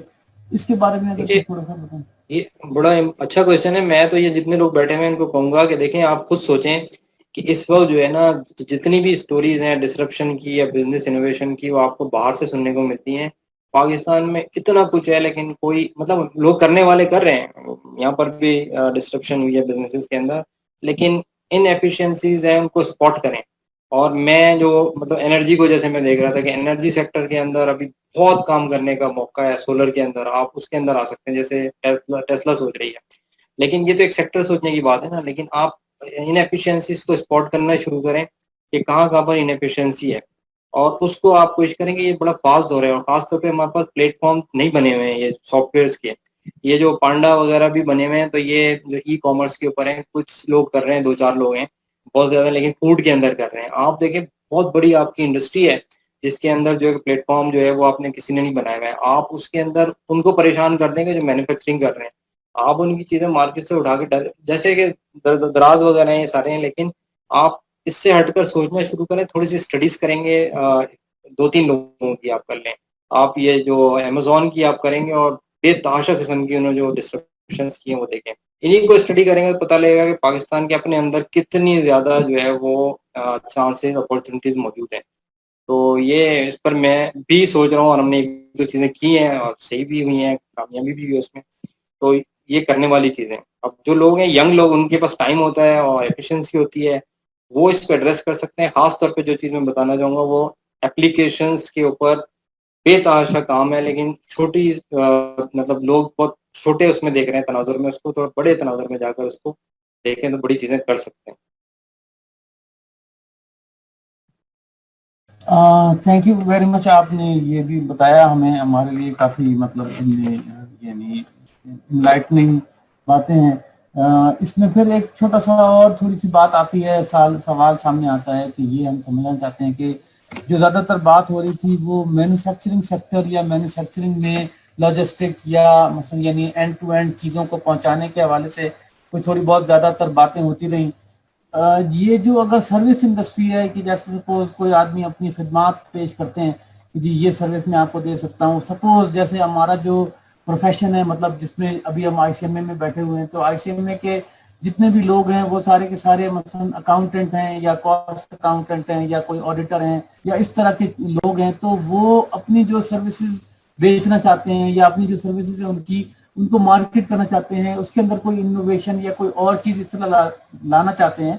तो सर्विस इंडस्ट्री में अगर हमने ये सारा का सारा आइडिया इस्तेमाल करना हो, जो कि मसलन मैं ये समझ रहा हूँ कि वो एक तरह का काफी हद तक रेड ओशन टाइप सिनेरियो भी उसके अंदर डेवलप हुआ है, क्योंकि बहुत बड़ी बड़ी और फिर एक पूरा आई कैप का एक और इंस्टीट्यूट भी है जहाँ के बड़े क्वालिफाइड लोग होते हैं और वो भी सिमिलर टाइप की सर्विसेज प्रोवाइड करते हैं। तो आपका ये मतलब यानी हम सर्विस इंडस्ट्री में और आईसीएमए के हवाले से जो कि कॉस्ट एंड मैनेजमेंट की अकाउंटिंग वाले लोग होते हैं, तो इनके लिहाज से आपका क्या कहना है कि ये किस तरह से अपनी डिस्ट्रप्शन या इनोवेशन में आ सकते हैं, या किस तरह से ये यानी रेड ओशन से हटते हुए ब्लू ओशन की तरफ जा सकते हैं? इसके बारे में कुछ थोड़ा सा। मेरे ख्याल में इसमें भी बहुत ज्यादा अपॉर्चुनिटीज हैं, क्योंकि कॉस्ट में आप आ जाए तो फिर ये जो कॉन्ट्रैक्ट्स होते हैं, पार्टनरशिप्स होती हैं, मुख्तलिफ जो आपके कस्टमर्स के साथ रेवेन्यू आप मॉडल डेवलप कर रहे होते हैं, इन सब में कॉस्ट एक बहुत इंपॉर्टेंट फैक्टर है। तो होता ये है कि मैंने खुद अपनी जो कंपनी है, मैं कॉस्ट इंजीनियर नहीं हूँ, लेकिन हमने अभी काम किया। हम जो प्रोडक्ट बनाते हैं वो यहाँ से बाहर एक्सपोर्ट करते हैं, तो उसका हमें बिल्कुल नहीं पता था कि प्रोडक्ट की जो कॉस्ट है वो उसका क्या साइकिल है, क्योंकि उसमें एक्सपर्टीज चाहिए होती है मैन्युफैक्चरर की जो वो कर रहा है, वो हमारा पार्टनर था। लेकिन हमें कुछ परेशानी थी इस हवाले से कि यार ये चीजें पता लग जाएगा, हम इसकी कोई सॉफ्टवेयर एप्लीकेशन कोई बना रहे हैं कुछ। फिर हमने थोड़ी सी उसके अंदर ना, आपकी बात सही है, थोड़ी रिसर्च की और वर्किंग की, और उसका जो मॉडल बनाया वो ये था कि एक एक्सेल के ऊपर एक छोटा सा हमने एक फॉर्मूला बेस्ड जो है ना एक सॉफ्टवेयर बना लिया, और उसके अंदर हमने जो कॉस्ट थी वो उनसे ली जो कि बेस कर रही थी उसके रॉ मटेरियल की जो एक्चुअल कॉस्ट होती थी, जो वेरी करती थी उसके ऊपर, ठीक है, और जो फैक्ट्री लगी हुई थी, जो मशीनरी लगी हुई थी, उसके ऊपर जो कॉस्ट आती थी, रिसोर्सेज के ऊपर, बाकी सारी जो फिक्स्ड और वेरिएबल चार्जेस होते हैं, तो ये सारी हमने डाल के उसके मुख्तलिफ रेट्स के ऊपर वो वेरी करती थी, यानी जो रॉ मटेरियल के मुख्तलिफ रेट्स पे वेरी करती थी वो। तो वो जो साहब थे, लेकिन वो इस चीज को समझने के बावजूद उसके जो सेल प्राइस है वो नहीं एडजस्ट कर पाते थे, उनके पास कोई ऐसी फिगर नहीं थी कि जो वो रफली लोगों को एक फिगर देते थे, इस वजह से वो नुकसान का शिकार हो रहे थे। तो मैं बताऊं बहुत बड़ी तादाद में ऐसे बिजनेसमैन हैं जिनको ये नहीं पता कि ये सारी चीजों को मिलाकर ये कॉस्ट जो है ना, इसकी मिनिमम प्राइस जो है ना इस प्रोडक्ट की ये बनती है। बहुत से लोगों को नहीं पता, कराची में बहुत सारे ऐसे लोग बैठे हुए हैं, यहाँ इंडस्ट्री लाहौर में ही बहुत बड़ी है वहाँ पर। तो आप इस एरिया को आप पकड़ सकते हैं कि इस एरिया को इंडस्ट्री करें, मुख्तलिफ प्रोडक्ट्स की मैन्युफैक्चरिंग देखें, वहाँ कॉस्ट देखें, उनकी वेरिएबल जॉब कॉस्ट होती है रॉ मटेरियल की। मैं जिस बात कर रहा हूँ ये फिश है, फिश की कॉस्ट जो है एकदम से बढ़ जाती है, ये कम हो जाती है, उसकी बेस पे फिश से वो बनाते हैं मील बनाते हैं जो कि पार्ट ऑफ फीड होता है जो चिकन की, जो कि प्रोटीन्स के तौर पे होता है, और फिश ऑयल भी बनता है उससे। तो बहरहाल ये बताने का मकसद ये है कि बहुत ज्यादा इनएफिशिएंसीज हैं बिजनेसेस में, जो करने वाला है उसको अंदर की चीजें पता होने के बावजूद मैनेज करनी नहीं आती हैं। बेसिकली उसको जो है पूरा साइकिल नहीं पता होता, वो उसको रेवेन्यू से नहीं जोड़ रहा होता। तो आप रेवेन्यू से जब तक जाकर बैलेंस, मैंने बैलेंस वाली बात बताई ना, लोगों को जब ये चीज पता लगी है तो मॉडल को जब उन्होंने समझे तो वो चीजों के अंदर से रेवेन्यू निकालने में, अब हमने फिर रेवेन्यू निकाला होता है, हमने दूसरे मॉडल बनाए, उन साहब को हमने एक मॉडल दिया कि आपका अगर ये जो ना एक प्राइस ऐसी आती है फिश की कि इससे ज्यादा आप सेल प्राइस दे नहीं सकते, तो आप ये करें कि इस प्लांट को किसी और को ऑफर करें कि प्लांट हमारे पास मौजूद है, अपनी प्रोडक्ट तैयार कर ले, उसके हम चार्जेस ले लें। इस तरह के हमने दो तीन रेवेन्यू के और मॉडल बनाए। हमने ऑपेक्स के अंदर, ऑपरेटिंग एक्सपेंडिचर के अंदर जो है इनवाइट किया इन्वेस्टर्स को कि वो अगर ये प्रोडक्ट बनवाएं और बनवा कर बाहर भेजें, हमारे पार्टनर बन जाए 40-60 की या 50-50 की पार्टनरशिप पे। तो ये हुआ, लोगों ने कमाई की उसके ऊपर, 2-3 मिलियन के अंदर उन्होंने चीजें बना के भेजी और 2-3 महीने में उन्होंने उसका प्रॉफिट निकाल लिया अच्छा खासा। तो बात ये है कि ये चीजें हैं मौजूद, ये आपको काम करना पड़ेगा, समझना पड़ेगा चीजों में। और जाकर मैंने ये देखा कि वो जो लोग हैं जो ये काम मैन्युफैक्चरिंग का कर रहे होते हैं, जिनके पास ये सिस्टम सारे नहीं है, एक अकाउंटेंट बिठाए हुए, वो कंजूसी कर रहे होते हैं ये पैसा बचाने, लेकिन वो मैनेजमेंट की वजह से मार खा रहे हैं। तो इसमें आप बड़ा इस एरिया को पकड़ सकते हैं। जी रब साहब।